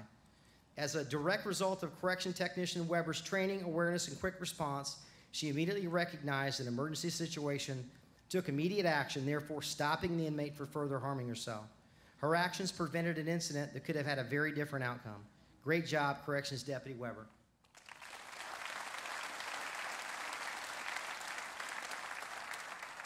ID Supervisor Tina Ringfield. In August 2013, Tina Ringfield began her employment with the Brevard County Sheriff's Office as a supervisor of the Identification Unit. Supervisor Ringfield brought with her an abundance of experience in the realm of fingerprints. When she accepted the job of supervising the ID unit, she did so with the understanding that the unit was backlogging cases. To help define the term backlog, there was approximately 2,300, or approximately 3 years of backlog cases. Supervisor Ringfield accepted the challenge and responsibility of working to rid the unit of the extensive backlog. During her first 4 months, she made significant changes and improvements to the operation of the ID unit in both report writing and analysis, which directly resulted in approximately 60% savings of the examiner's time on each case assigned. This enabled the unit to close 1,803 cases in a 4-month period. Due to the improvements implemented by Supervisor Ringfield, the backlog of cases for the ID unit has been significantly reduced, and the turnaround time for new cases has greatly improved. For her efforts, Supervisor Ringfield is being awarded a Bar of Merit. Thank you, Tina, a truly incredible effort.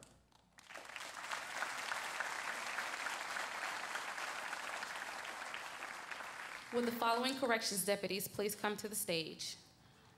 Donald Bernier, Christine Bisbee, Jason Brim, Robert Brown, John Cabrera, John Courtney, Michael Ingram, Jason Lewis,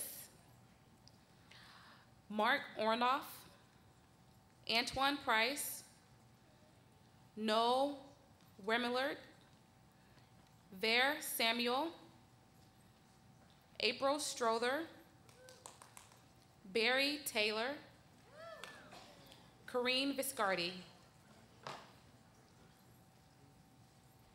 Corrections Deputy Jason Lewis, January. On February 2nd, 2013, Corrections Deputy Jason Lewis was performing his duties in the booking room and began the receiving process of an inmate into the jail. He stepped out of the booking sally port, asked the inmate if he had anything on him, such as drugs, needles, piercings, or anything that should not be brought into the facility. The inmate said no, and Correctional Deputy Lewis began a pat-down search. The inmate, who had a history of narcotics possession, was wearing multiple layers of clothing, so Correctional Deputy Lewis decided he would escort him into the changing room. The inmate apparently appeared very nervous and started sticking his hands in the front of his pants. He was then asked to remove his pants and shirt and to change into a jail-assigned uniform. Deputy Lewis noticed the inmate attempted to conceal something within his underclothing. As Deputy Lewis continued to address the inmate, he could see the items within the inmate's underwear. Through Deputy Lewis's efforts, he located several drug items that had been concealed by the inmate. The inmate was then charged with additional charges of possession of controlled substance with the intent to sell, introduction of contraband into a correction facility, and possession of drug paraphernalia. Great job, Deputy Lewis.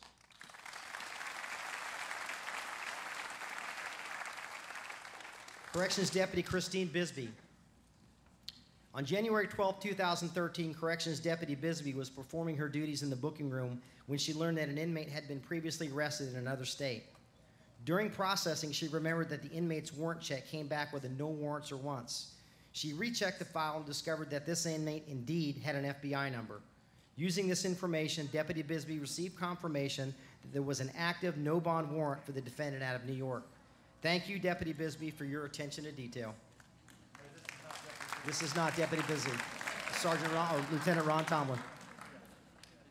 Give it up for him anyway.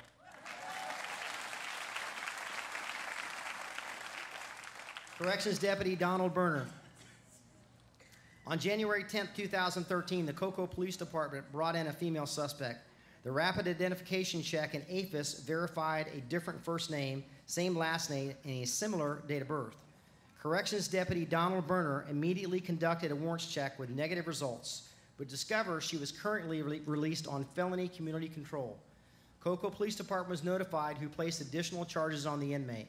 With Correctional Deputy Donald Berner's diligence, the correct person was identified and charged. Great job, Deputy Berner.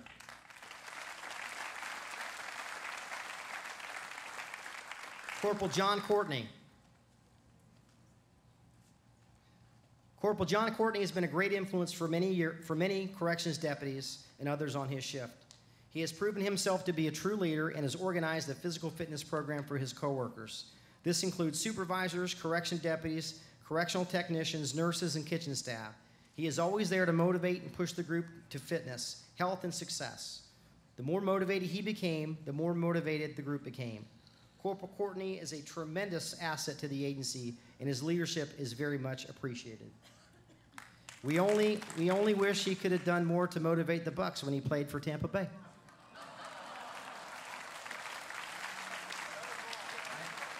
Chief Lewis made me say that. Corrections Deputy Mark Orndorff. On March 19th, Corrections Deputy Mark Orndorff was assigned to Pod 500. He later received an inmate into the dorm who had been to court and was scheduled to be released on community supervision later that day.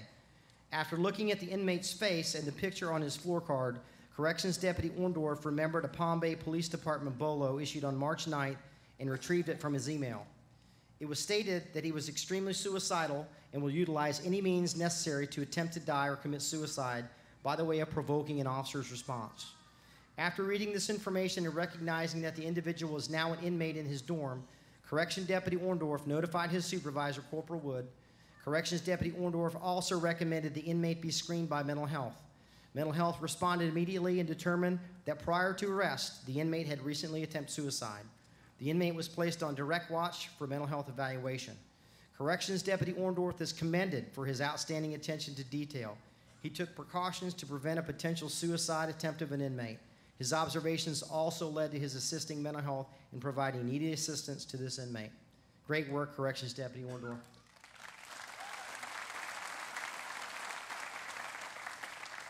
Corporal Noel Remillard and Corrections Deputy Michael Ingram. In April 2013, Sheriff Ivey instituted a chain gang program at the Brevard County Jail to help deter crime. The program consisted of 8 inmates who must meet strict classification criteria in order to work off-site. Under the supervision of corrections deputies, the chain gang work crews provide manual labor throughout the county. In order to get this program underway, Corporal Remillard and Corrections Deputy Ingram were selected to spearhead the supervision of the chain gang program, bringing it from concept to reality. The trustees spent many hours practicing cadence skills and demonstrating self-discipline. Since the conception of this program, they have been assigned numerous cleanup details throughout the county, in addition to accomplishing this visible deterrent against crime. Fantastic job, Corporal Lemonard and C.O. Ingram.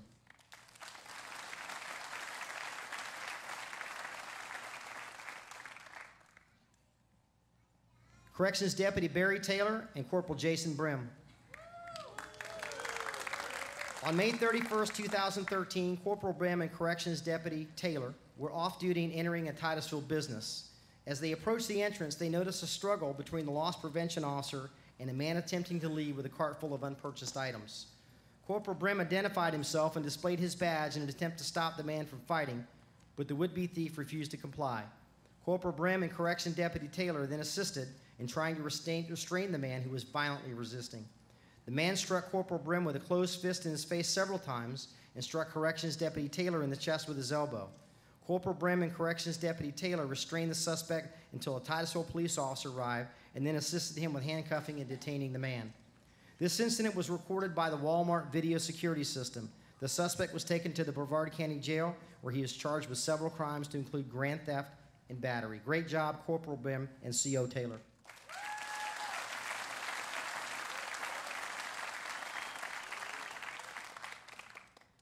Corrections Deputy John Cabrera.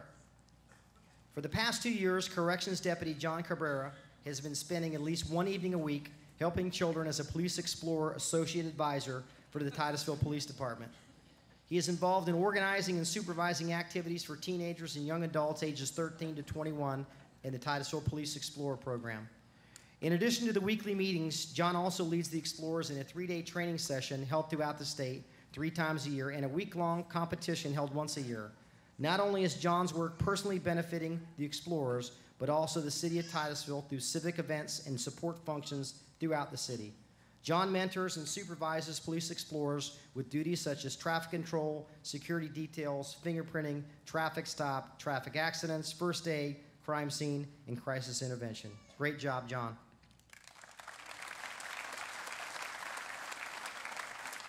John actually sends his regrets for not being able to attend, but he had a more important commitment tonight. He's actually getting married tonight, so congratulations, John.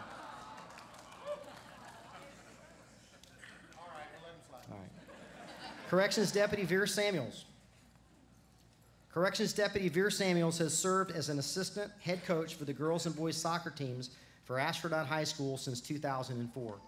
This is a volunteer position which he has invested numerous hours of his personal time for the development of youth by teaching athletic and teamwork skills. When speaking with Deputy Samuels about these teams, you immediately understand that winning games is not the most important message. It's about teaching our youth to be winners in life. In 2008, Correction Deputy Samuels was selected as the Assistant Director of the not-for-profit organization Youth United for Christ. This organization encourages young people to strive for spiritual and educational excellence, as well as community services. They select and reward outstanding efforts with financial scholarships, as well as commendations for their achievements. Throughout the years, they have hosted youth summits, workshops, and made 3 mission trips to Haiti to distribute shoes and clothing to the children of Haiti. Deputy Samuels spoke with his fellow employees concerning the essential needs of the children and adults in Haiti to encourage donations and support. He has also organized a golf tournament to raise funds for scholarships and awareness on future mission trips. In 2013, Correction Deputy Samuels has also been volunteering his time assisting with the support of the Children's Home Society in Florida. A letter from Christia Griffin, Resource Development Specialist for the organization, detailed the incredible amount of time that Deputy Samuels has spent coordinating a team of volunteers needed for the many events. Ms. Griffin stated that he's always first a volunteer to arrive and the last one to leave, demonstrating his commitment to giving back to his community and the value he places on serving those in need. Corrections Deputy Samuel's willingness to volunteer his time speaks volumes about the type of person he is. He is truly a servant for those in need, just as he is a servant for the citizens of Brevard County every day. Thank you, Corrections Deputy Samuels, for what you do every day.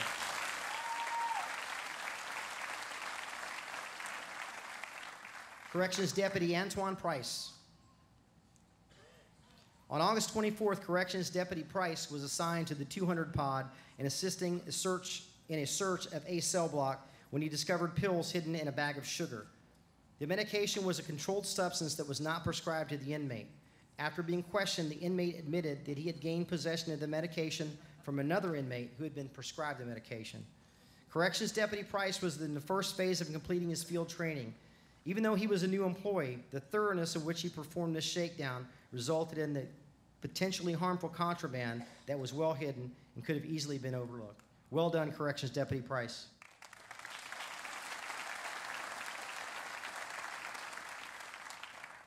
Corrections Deputy Corrine Viscard and Corrections Deputy April Struther. On October 10th, Corrections Deputies Viscard and Struther responded to the booking control to assist a coworker who was having a seizure. They did not hesitate to jump into action when they realized the need for assistance. They alerted the booking nurse, cleared the area, placed blankets around her for protection, and remained with her to reassure and calm her during this traumatic event. While waiting for her to be transported, they continued to keep their coworker and the work area calm and relaxed as possibly could be. Thank you, Corrections Deputy Viscardi and Struther. Great job.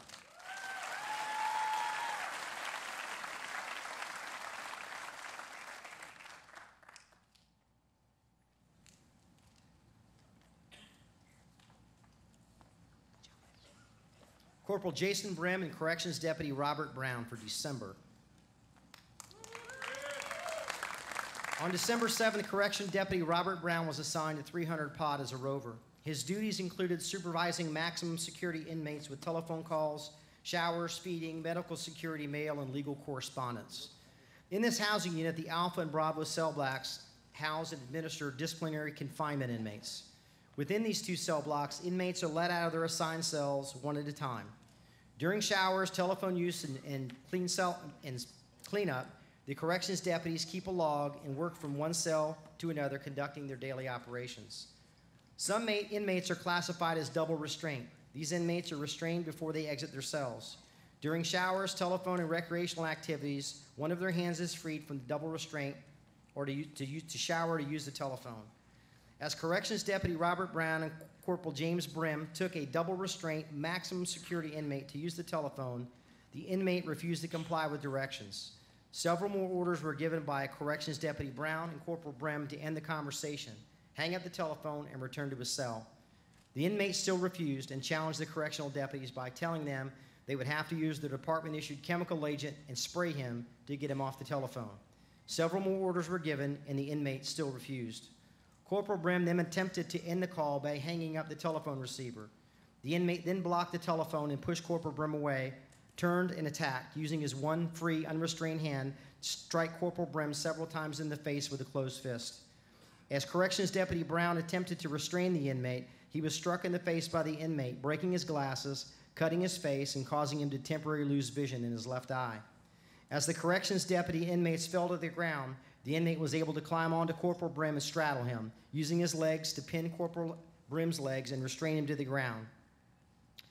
Corrections Deputy Brim was on the floor and was continuing to be struck in the face several times with a closed fist. Corrections Deputy Brown was able to re-engage the inmate, apply a burst of his department-issued chemical agent into the inmate, giving Corporal Brim an opportunity to break free. Corporal Brim was then able to gain control of the inmate, ending the attack on two corrections deputies.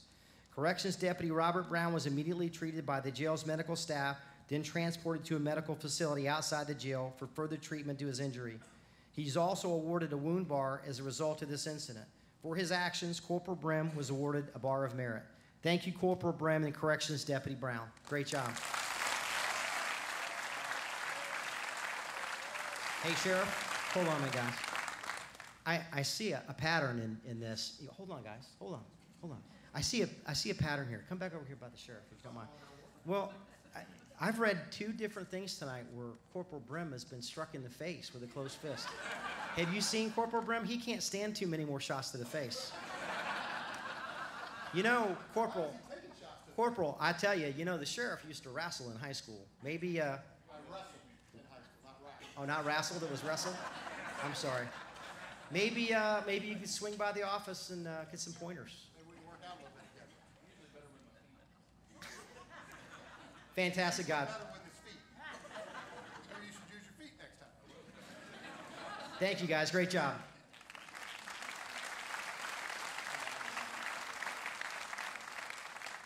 Will the following deputies please come to the stage? Marlon Buggs, Greg Darville, Kirk Jewiniger, Craig Huffer, Keith Gross, Richard Lemons, Laura Lytle, Tom Mulligan, Daniel Ogden, Matthew Preston, Jerry Sheely, Ronald Smith, Michael Spatafora, Nicholas Walker, Justin Wood.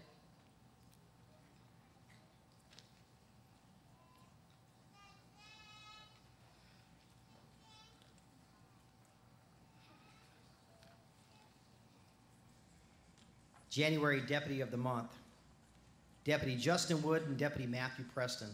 On January 3rd, 2013, the Sheriff's Office received a call regarding a vehicle crashed into the Stadium Parkway and Wickham Road area.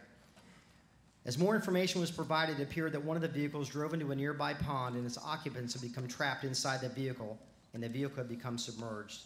Deputy Justin Wood arrived on scene and observed the driver of the vehicle being rescued by 2 other citizens. He immediately entered the water and attempted to rescue the remaining passenger who was still inside the vehicle. Deputy Wood was assisted by an airman who stopped by the scene. Deputy Matthew Preston arrived a short time later.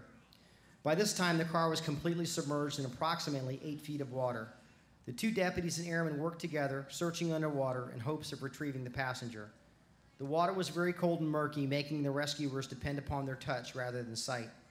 The airman was able to reach inside the passenger compartment and determine that the occupant was still seated behind the front seat passenger. He then cut the seatbelt, which allowed Deputy Preston to remove the passenger with the assistance of Deputy Wood. The elderly female passenger could not be revived and was subsequently pronounced deceased. These deputies, without hesitation, reacted quickly to the circumstances and immediately rendered aid in an attempt to save the life of another. Their actions were recognized by the citizens at the scene, who assisted with the rescue, and the emergency personnel who assisted thereafter. Their efforts of Deputy Wood and Preston, they're both receiving bars of merit. Congratulations, guys.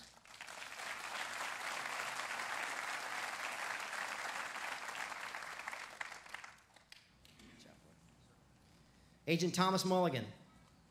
On January 27, 2013, while working an off-duty security detail at a local restaurant, Agent Tom Mulligan was alerted by the restaurant staff that a patron was down and unresponsive. Agent Mulligan immediately went to the aid of the victim, who was unconscious on the floor, and quickly realized he was not breathing and had no pulse. Agent Mulligan began chest compressions while directing the staff to call 911. Agent Mulligan then performed single-person CPR until the arrival of fire rescue, because no one else in the restaurant was able to assist. The victim was transported to Parrish Medical Center and recovered from what assuredly would have been a fatal heart attack if it were not for the quick actions of Agent Mulligan. In addition to receiving a life-saving bar and a February Deputy of the Month, Agent Mulligan received one of the highest rewards possible. The victim contacted Agent Mulligan and personally thanked him for saving his life. Congratulations.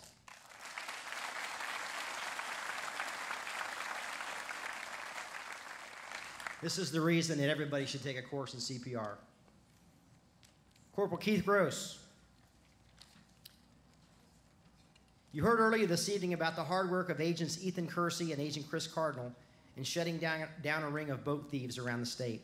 The successful conclusion of this case came about from the amazing instinct and observation skills of Corporal Keith Gross, who was given a grainy black and white video of a truck stealing a boat in the middle of the night and managed to identify enough detail to conduct a traffic stop on that very same truck later that day. Corporal Gross, that's just amazing. In addition to receiving Deputy of the Month, Corporal Gross is also awarded a Bar of Merit. Great job, Keith.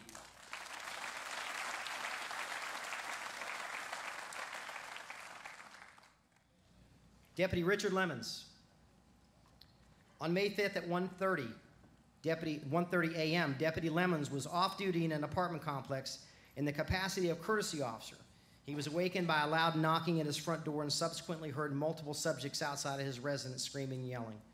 He put on his department-issued shirt and armed himself with his assigned duty weapon. As he exited his apartment, he observed a male subject engaging in a physical altercation with a female. The male was standing over the female, repeatedly slamming her head on the surface of the parking lot. The female was screaming and appeared to be helpless against an attack in the fact that the man was 6'3" and 250 pounds. Deputy Lemons addressed the male, giving verbal commands for him to stop. This met with negative results. The male eventually ceased his actions, turned toward Deputy Lemons and stated, "You want some too?" Deputy Lemons gave several verbal commands for the subject to stop and directing him to the ground. The subject disregarded his commands and continued toward Deputy Lemons in an aggressive fashion. Realizing an attack was imminent, Deputy Lemons placed his firearm in his pants pocket and engaged the subject's attack. Deputy Lemons attempted a takedown mover, however, the subject tensed his body, sprawled backwards, and began striking Deputy Lemons in the head with a closed fist. Deputy Lemons was able to create distance by pushing off the subject. The subject then began kicking Deputy Lemons. Deputy Lemons engaged the subject one more time, successfully taking him to the ground. Deputy Lemons then assisted the Palm Bay Police Department, who had responded to the scene.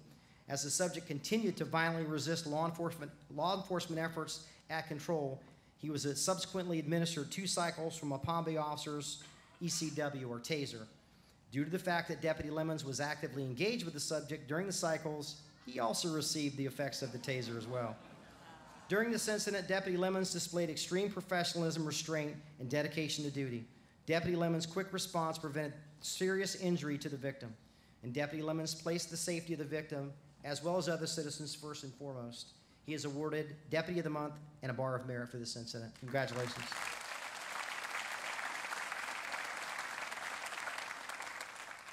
Agent Dan Ogden. You heard earlier this evening about a boy who took a pornographic photograph of his sister and accidentally sent the image to a wrong number. Before Agent Devers could identify the suspect and interview him, Agent Dan Ogden had a lot of forensic work to do. In addition to identifying the author of the text message, there was the image itself. Dan Ogden examined it for the presence of metadata, which are tags used by digital cameras that include information. In this instance, it included GPS coordinates of where the photo was taken. Agent Ogden additionally assisted with the CIS child predator operation, working as a chat coordinator for the inexperienced personnel, and evaluated the case prior to any arrest or action being taken. Agent Ogden also has been instrumental in the creation of a bill that would criminalize what is commonly referred to as revenge porn. Agent Ogden has researched the problem, identified victims, and testified before legislative committees. His efforts have been extraordinary. Agent Ogden has been called up many times through the year to provide forensic support for his fellow agents in the Sheriff's Office and the Internet Crimes Against Children Task Force. In addition to Deputy of the Month, Agent Ogden received a Bar of Merit and a Commendable Service Bar.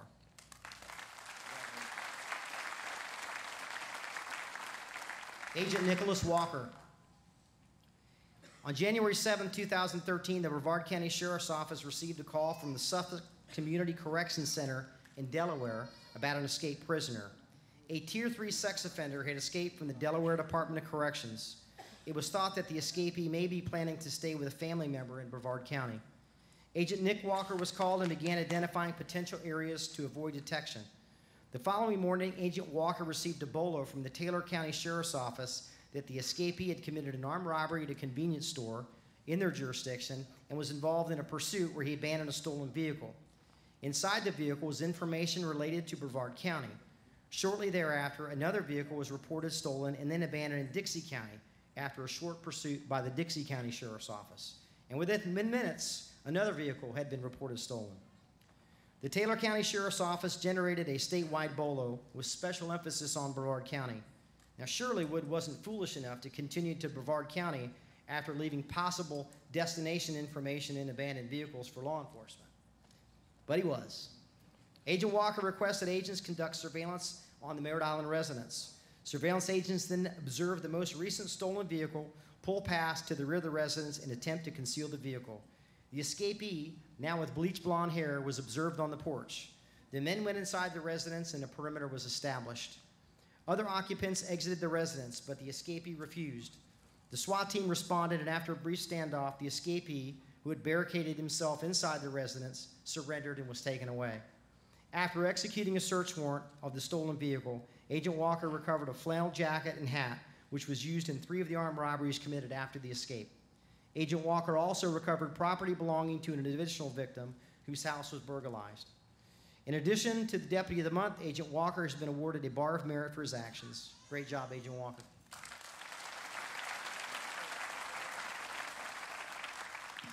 No problem. I'm all about hugs.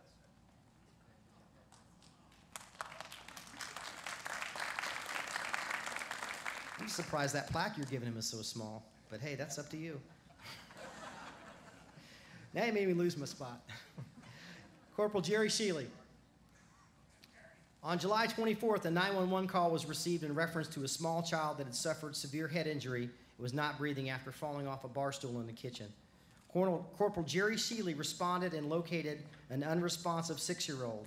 The child's father and grandfather were trying to revive her by performing CPR. Corporal Shealy immediately took over first aid and noticed she was showing signs of a seizure. Corporal Shealy determined that she had a weak pulse, was not breathing, and her lips were turning blue. Corporal Shealy performed the head tilt maneuver and noticed that her airway was obstructed by vomitus.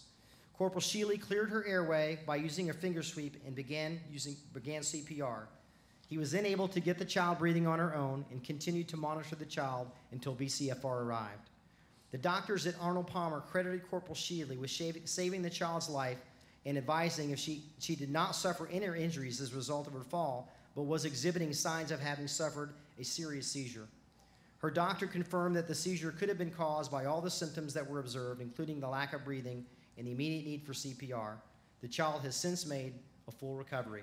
In addition to Deputy of the Month, Corporal Shealy is being awarded a life-saving bar. Congratulations.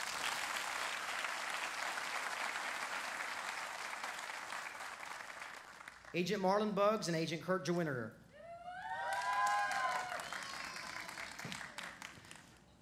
Would Sergeant Carlos Reyes please join his agents up on stage as well? On May 14th, 2014, human skeletal remains were found in a remote area of Palm Bay.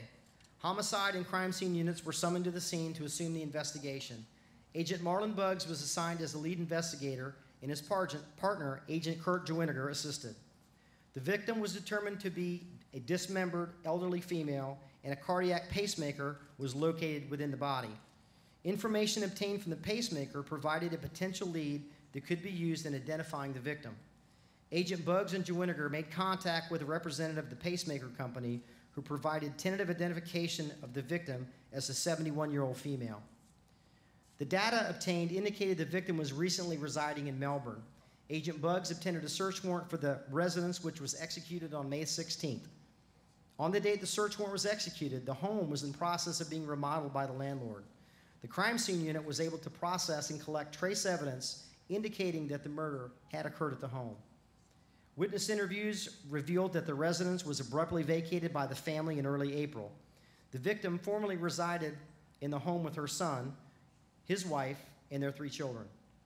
The investigation revealed the family may have relocated to New York State, where they have family roots. Contact was made with the Brooklyn South Homicide Squad, and a request for assistance was initiated. Agent Buggs, Agent Jewiniger, and Sergeant Reyes traveled to New York to continue the investigation. The suspects were located and transported to the 61st Precinct in Brooklyn for questioning. The victim had been moved out of the assisted living facility in New York to live with her son and his family in Florida in December 2012. The victim was subsequently brutally beaten to death and her body discarded in a remote ditch. The son was charged with first-degree premeditated murder and mutilation of a human body. His wife was charged with accessory to murder and destruction of evidence. Your investigative efforts were exceptional. Thank you. In addition to the Deputy of the Month, Agent Buggs and Agent Jewiniger were also awarded bars of merit for their action. Sergeant Reyes, you have also been awarded a bar of merit. Congratulations.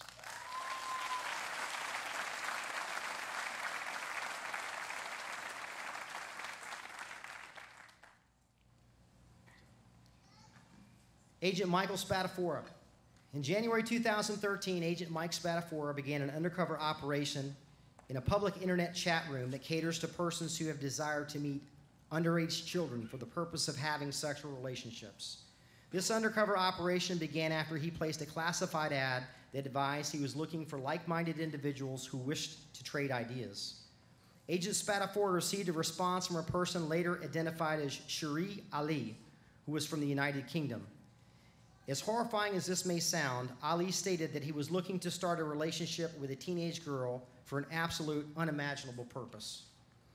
Ali and Agent Spatafora continued to communicate with each other through April 2013, when Ali traveled from the United Kingdom to Brevard County to engage in activity with the child. During this almost 4-month investigation, Agent Spatafora had to coordinate not only his conversations with the subject, but also the conversations of a civilian employee who was acting in the capacity of his daughter. This employee spoke with Ali on multiple occasions where he described the activities in vivid detail that he wished to commit with this child. As Agent Spatafora continued this investigation, it was learned that the subject might have a history of abusing children in different parts of the world. The subject spoke of traveling to several European countries in order to have relationships with children. The investigation revealed that the subject had traveled to these countries, and based on the conversations, there was a belief that he had previously been involved in the exploitation of many children. Since this travel involved multiple countries, the coordination was extremely time-sensitive and detailed. Agent Spatafora coordinated this effort while still actively playing the role of the father and the subject that would meet Ali when he arrived in the United States. Ali eventually traveled from Manchester, England to Sanford Airport in April, where Agent Spatafora made contact with him. During the drive from the airport to Brevard County, Agent Spatafora gained information from the subject detailing the prior conversations over the internet. All described prior instances he was involved with child abuse were outlined in detail with his plans for his planned abuse. Agent Spatafora was able to obtain conversations to gain the most evidence against the subject. He also obtained information that the subject was in possession of child pornography. Due to the professionalism of Agent Spatafora and his coordination of the operation, the subject was arrested without incident once they entered Brevard County. They did not end the investigation. He authored search warrants for the computer and other evidence found in possession of the subject. He coordinated with the European authorities in their search of the subject's residence, which led to the recovery of vast amounts of computer equipment. The examination of these items led to the discovery that the subject had been involved in the abuse of children and was in possession of a large amount of child pornography. The investigation is continuing into these images, which may have been produced by the subject who captured the abuse on camera. Because of the investigative expertise of Agent Spatafora, a very dangerous criminal has been taken off the streets of the world. Ali, by his own admission, has abused children in multiple countries. Were it not for the proactive efforts of Agent Spatafora, this subject would have been roaming the world looking for his next victim. In a couple other incidents that are worth mentioning, in July 2013, Agent Spatafora worked as a chat room coordinator in the CIS operation, which aimed at identifying and arresting people who were using the internet to find underage children for the purpose of having relationships. The operation spanned 6 days and 11 individuals were arrested, 9 of whom traveled to the undercover operation house to engage in those relations. On September 9, 2013, Agent Spatafora observed a Craigslist ad that read, "New nudist family seeks other nudist families to host in Space Coast Men for Men." The ad continued by saying that we are a nudist family and enjoy being comfortable in the nude at home. The poster also advised that they had a 4-year-old boy and a 3-year-old girl they would bring with them. After observing the ad, Agent Spatafora used his undercover persona, posing as the father of the young daughter, and contacted the poster. For the next 2 days, Agent Spatafora had several email conversations with the subject. During the conversations, the suspect briefly discussed his desire to meet Agent Spatafora and his fictitious daughter. The suspect then offered to meet with Agent Spatafora. On October 11th, Agent Spatafora received an email from the suspect who initiated conversation about traveling to his residence in Merritt Island. During the online conversation, the suspect asked for Agent Spatafora's phone number. Agent Spatafora provided him that number. Several minutes later, the suspect called, and the two began a conversation. During that conversation, the subject began talking about his 3-year-old daughter and that she was with him at the residence. The suspect then invited Agent Spatafora to his residence to engage in activities with his 3-year-old daughter. While still on the phone, the suspect stated that he was currently engaged in criminal activity with the child. Concerned for the child, Agent Spatafora asked to speak with the child. And he allowed the child to speak on the phone, which allowed him to determine that she was a small child. Knowing that to save this child from further abuse, time was critical. Agent Spatafora researched the email address, phone numbers, and any other data to help identify the suspect in his current location. A short time later, the suspect was identified and his location was confirmed by the Game Over Task Force. The address was identified and a surveillance team was assembled to watch the residence. The agents made immediate contact with the suspect.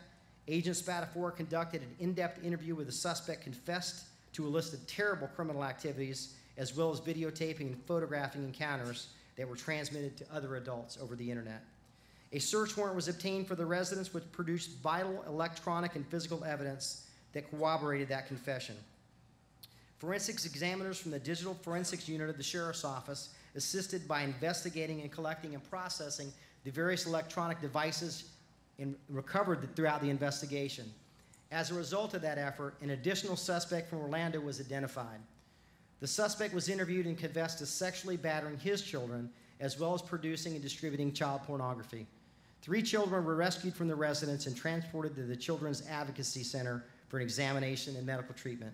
Again, the Digital Forensics Unit processed all the electronic devices recovered throughout the investigation. This examination led to the identification of yet another subject in Texas that was sexually abusing a child and sharing those images from Orlando. Federal ICE agents executed a search warrant and made contact with the subject, who confessed to sexually battering his young children, as well as producing and distributing child pornography. The children were located inside the residence and rescued. Agent Spatafora continued to look through hundreds of emails and items of evidence and discovered subjects from Melbourne that had previously traveled to Merritt Island to sexually batter the victim. Agent Spatafora, thinking in advance, had already obtained approval from the original suspect to assume his email identity.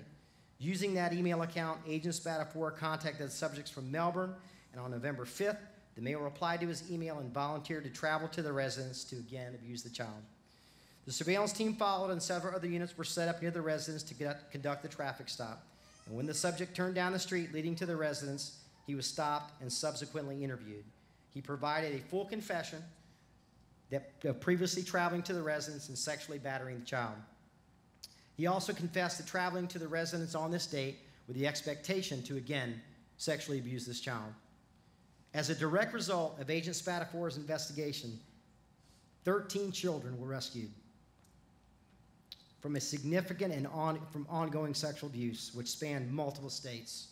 8 suspects have been arrested, each charged with life felonies, both in the state of Florida, federal courts, and additionally, there have been over 50 other suspects identified through the country that were involved in distribution of child pornography. These leads have been sent out to respective law enforcement agencies in each suspect area, and the leads are currently under investigation. Agent Spatafora is awarded 2 bars of merit for his actions. Agent Spatafora and his counterparts are heroes. I use adjectives such as graphic, terrible, horrible, but you get the point. Things we truly cannot imagine. On behalf of these victims and the hundreds of victims you saved, congratulations.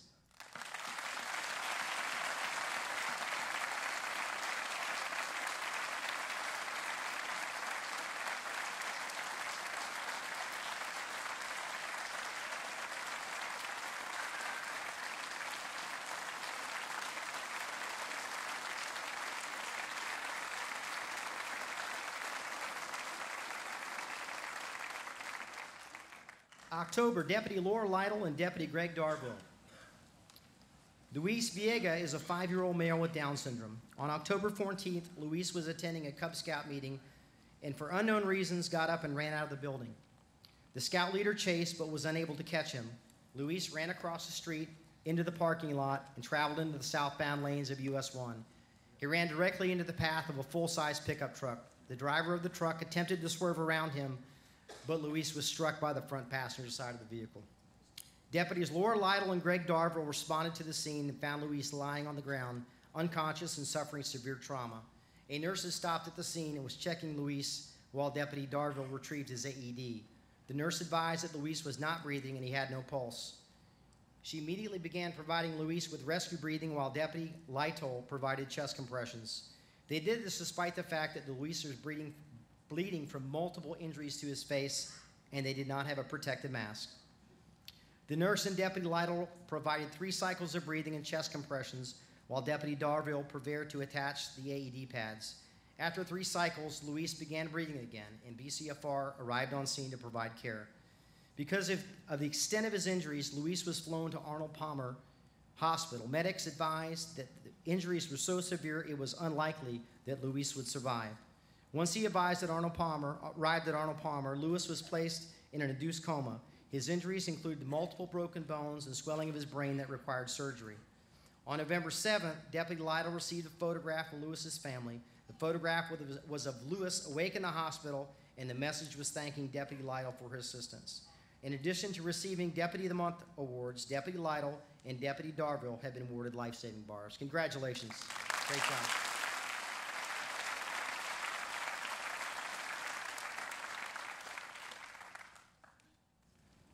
Deputy Ronald Smith. Deputy Ron Smith was nominated several times for his actions in 2013. On August 14th, Deputy Smith responded to a family disturbance call in Barefoot Bay. Deputy Smith investigated and discovered a 14-year-old boy was refusing to go to school because he did not have shoes. Deputy Smith gained the confidence of the young man and convinced him to go to school and that he would see what he could do about shoes. Deputy Smith later purchased the shoes himself and delivered them to the boy. Deputy Smith did not expect that they would learn of his kindness, but we thank him for his actions. On November 21st, Deputy Smith responded to a call regarding an accidental drug overdose. He responded to the home to find a young mother performing CPR. He took control of the situation and performed CPR until relieved by BCFR paramedics. The man was transported to the hospital and remained in intensive care for several days. Hospital staff credited Deputy Smith with saving the man's life. For his actions, Deputy Smith is being awarded a life-saving bar. Corporal John Mason additionally nominated Deputy Smith for 2 incidents involving distraught individuals with firearms. On October 20th, a woman reported to the sheriff's office that her ex-boyfriend was suicidal and had parked surreptitiously in front of her residence. She explained that he had been upset due to a recent end of their relationship and had been unstable since the breakup. Deputy Smith arrived on scene and tactfully approached the man and surprised him before he could act. The man was seated in his vehicle 2 driveways down from his girlfriend's residence. Upon contact, Deputy Smith noticed the man attempt to move his hand toward a loaded pistol that was lying on the passenger seat next to him. Deputy Smith challenged him at gunpoint, and he complied with his demands not to move his hands in the direction of the weapon. Deputy Smith took immediate control of the situation by detaining him in a manner that prevented him from injuring himself. The man told Deputy Smith that he was considered suicide prior to Deputy Smith's arrival. The subject was placed in custody and transported for treatment. The second incident occurred on November 6th and involved a man who was passed out inside his vehicle in a car wash in Micco. Deputy Smith responded and approached the vehicle in order to check on the well-being of the person inside.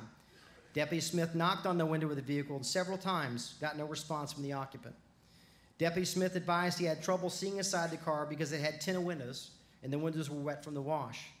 Deputy Smith opened the vehicle's door and immediately noticed a black handgun on the passenger seat next to the man. Deputy Smith then took decisive action by grabbing the man by his left arm and pulling him out of the vehicle away from the handgun. Deputy Smith restrained him and upon doing so, asked if he had any other weapons upon him. The man replied yes and attempted to reach down toward his right hip. As he was handcuffed, a pat down of his clothing revealed a holster on his right hip. One of his family members arrived and supported that he had recently shown signs of being suicidal in the days leading up to this event. Deputy Ron Smith's immediate and decisive actions in these cases to defuse high-risk incidents involved emotionally conflicted persons with firearms led to a peaceful conclusion where no one was injured. Deputy Smith demonstrates his diligence to perform difficult tasks in dangerous situations flawlessly. Congratulations, Deputy Smith.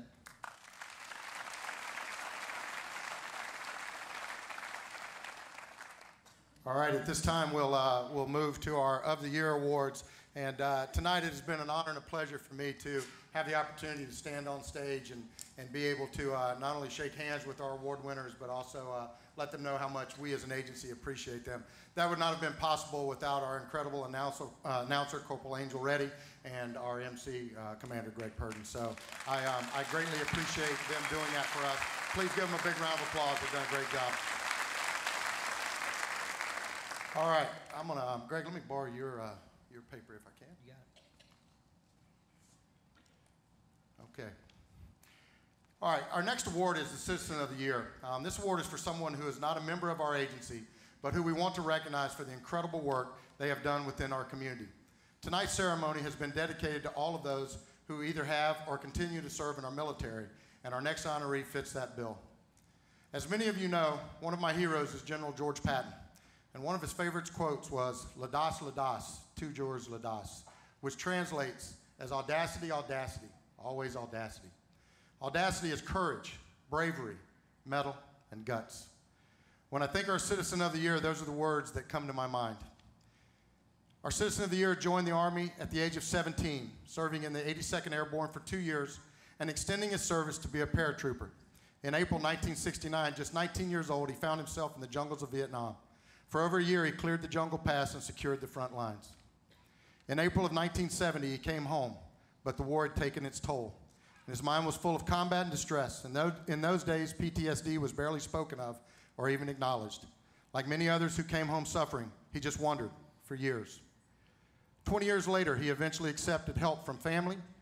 He was one of the very first veterans treated at the VA Center in Miami for PTSD. After receiving treatment, he began to understand the nature of the illness and wanted to help others.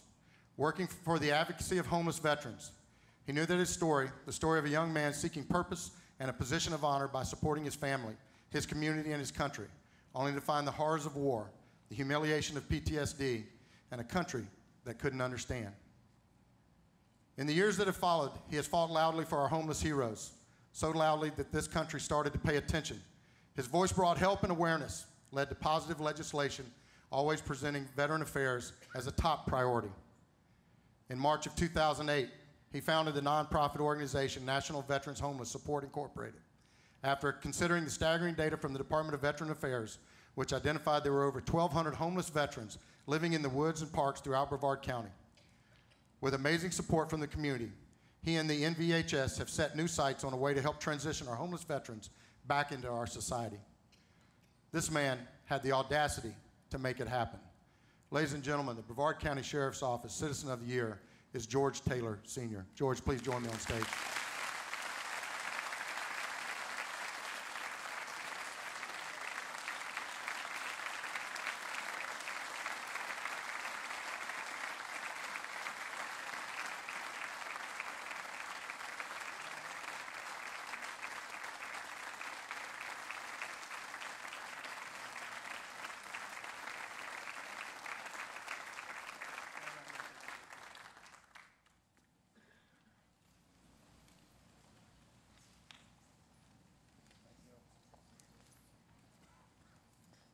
He wanted to know if they had snacks back there for me.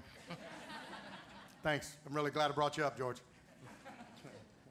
All right, now it's our time to honor our Volunteer of the Year.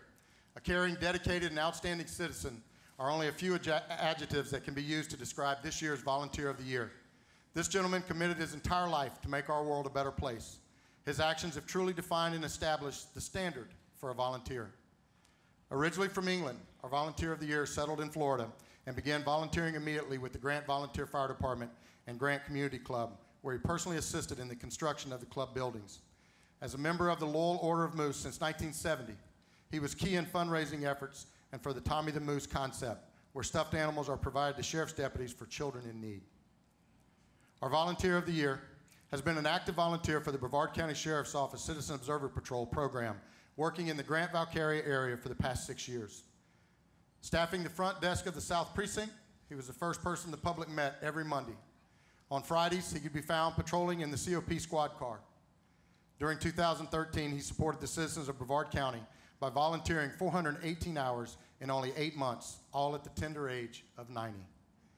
In October of 2013, our Volunteer of the Year moved on to serve in another capacity. He was incredibly dedicated, sharing his love and friendship to all of us. For those reasons and many, many more, we would like to present the 2013 Volunteer of the Year Award posthumously to Vince Wilson. Accepting on his behalf is his beautiful wife, Geraldine. And I'm going to go down on stage to give her this award.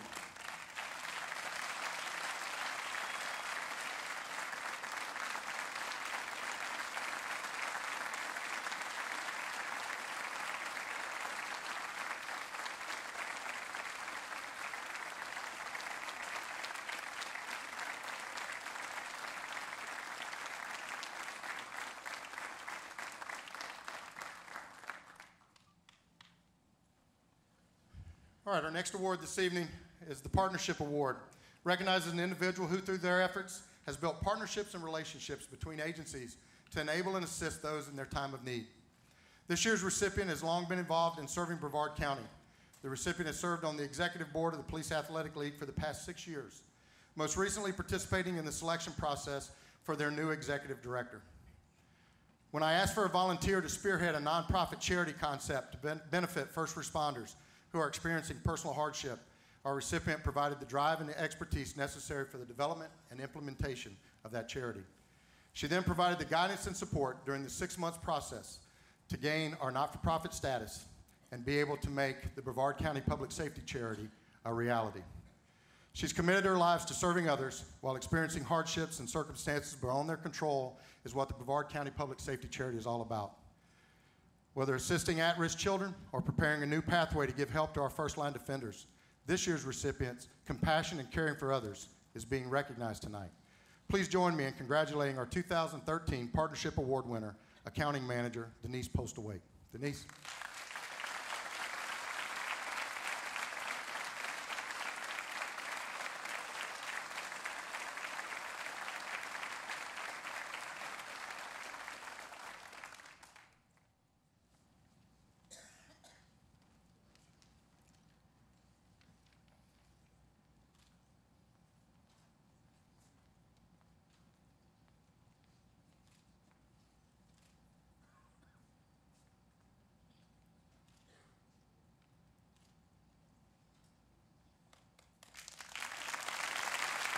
Thank you, Denise.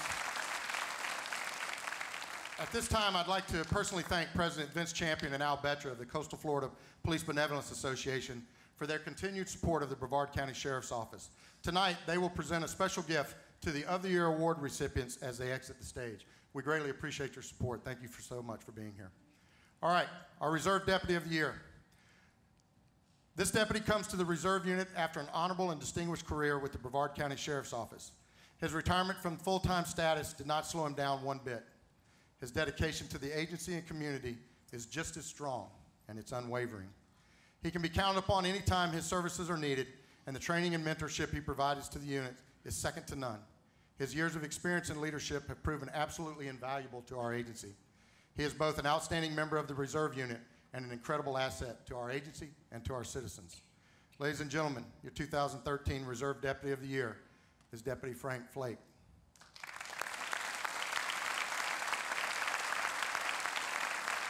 And in case you hadn't noticed, he's not the first Flake to be up on the stage tonight. His son Jeremy was up here earlier as well.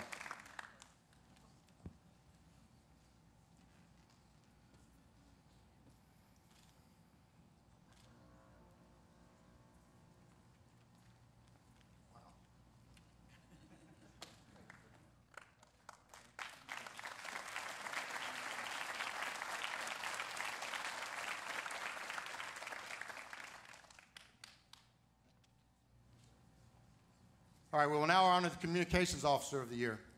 This person was selected because of her involvement in 2 incidents this year. In the first incident, this officer was commended for the handling of a call where a woman and her son were severely beaten with a baseball bat. Due to the critical injuries, the caller thought she was going to pass out, but this communications officer kept the victim actively engaged in conversation with her calm and compassionate demeanor. In the second incident, this communications officer was recognized for her keen observations after she noticed a coworker had received 2 high-priority calls at once. She immediately jumped in to take over one of the calls without prompting or delay. She regularly lends herself to peers as a source of information and strives to be an expert in the scope of her duties. She personifies the term team player and is recognized throughout the communications community as being the best in the business. Ladies and gentlemen, your 2013 Communications Officer of the Year is Regina Oliver. Regina, please come up.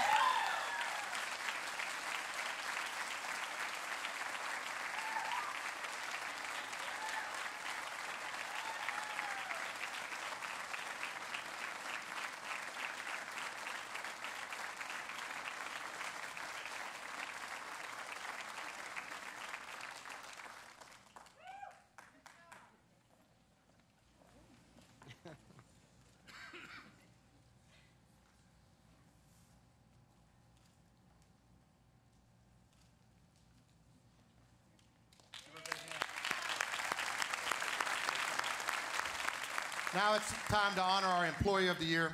This employee began working for the Brevard County Sheriff's Office in 1998. In 2005, she became a member of a new elite unit designed to register and track sex offenders and predators. The reallocation of analytical personnel to the precincts, combined with the unexpected resignation of another analyst, left this employee not only as the only analyst in the SORT unit, but the only analyst to support the entire criminal investigative services. This personnel shortage did not stop the daily stream of offenders and predators who are statutorily required to register. This employee continued to provide this important service, as well as analyze the required information for the 3 databases that are updated on each offender, and provide information to municipalities, the state, and our investigators to ensure that the offender is properly verified. The dedication and professionalism displayed by this employee during this time period is greatly appreciated. Her responsibilities and duties are always completed timely and effectively in a manner that exemplifies exceptional performance. Without her experience and dedication to duty, offenders and predators could have fallen through the cracks and evaded verification with the ability to reoffend children in our community.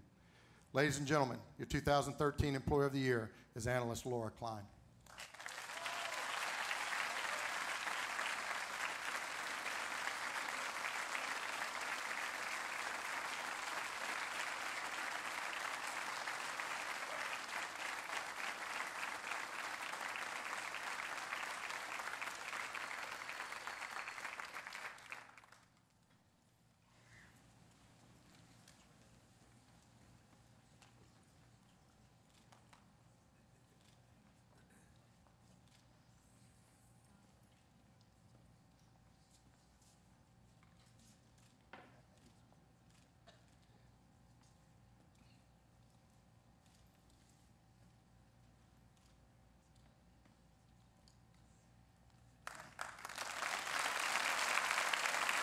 Now it's time to honor our Corrections Deputy of the Year.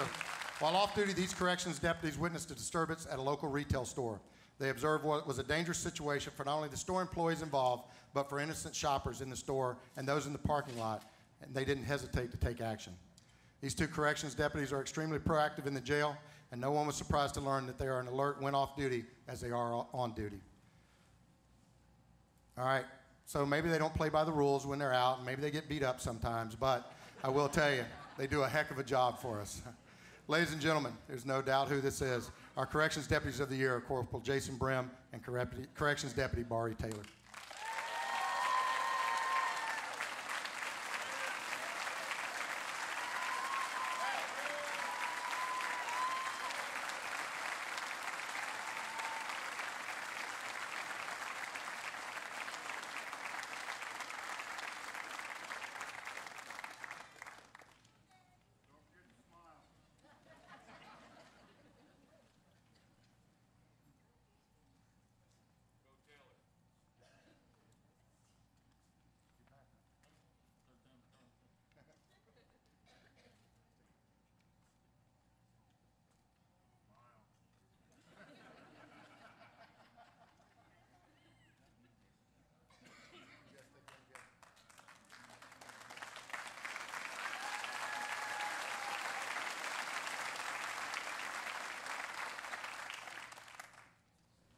And now it's time to honor our Deputy of the Year. This year's Deputy of the Year recipient has literally rescued countless children from a living hell, from locations around the world, most from places where they should feel safe, within their own home. This deputy does so day after day, night after night, but you will never see his picture in the paper or in the news. This deputy has a very unique skill set. He hunts those that prey on our children. He uncovers those that seduce and victimize our children. He brings them from the shadows to the face of justice. His heart and soul are completely committed to the protection of children, and unfortunately, there are far too many monsters out there. His actions are heroic and dangerous. He often performs his own undercover activities, pitting himself against those who violently abuse others, all for one common purpose: to ensure that every child he rescues will never be abused, exploited, or victimized again. There's no doubt our Deputy of the Year is Agent Mike Spadafora.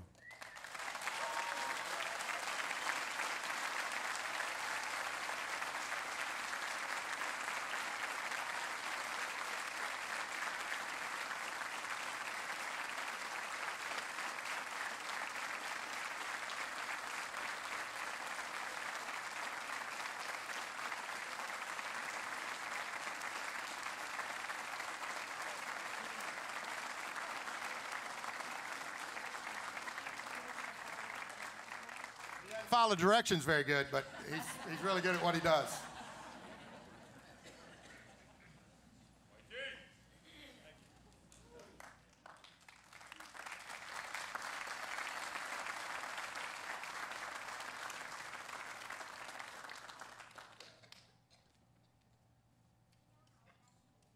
All right, as I said at the beginning of tonight's program, our agency and its members do some amazing things every day to make Brevard County such a safe place to call home. Few people have the honor of calling themselves law enforcement officers, and even fewer recognize why we love doing it so much. Tonight clearly defines why we are proud to serve in the profession of law enforcement, and even prouder to serve as members of what I believe is one of the most respected agencies in the country, the Brevard County Sheriff's Office. Before we leave the auditorium tonight, I'd like to extend a special thanks to Pastor Mark Ragsdale and all the wonderful staff here at the church at Vieira, Chaplain Roger Alexander for our invocation, Chaplain Terry Alexander for our pending benediction, Pedro Arroyo for his incredible presentation, our Brevard pipes and drums, and our honor guard for everything they do. I'd like to thank my daughter Jana for singing the national anthem, and I would like to also thank my good friend, Eastern Florida State College President Jim Ritchie, and the WES-TV team led by John Bober for being here tonight with us. I'd like to thank President Vince Champion and Al Betcher, who are with Coastal Florida PBA, who again are here to support us tonight. Our good friend Al Gandolfi with Blue Ridge Awards for making sure that we had all our awards. Manager Ron Spangler, who he and his team made the of the year service plaques. Polo Tropical for the incredible food we're about to have. And also I'd like to thank you, the family members, for being here tonight to share in the awards and honors that all of our members have received. As I always say, there are 1,400 incredible members of this agency, and it is incredible to work here. It's incredible to be part of this family. So on behalf of all of them, thank you tonight for attending and being part of our family.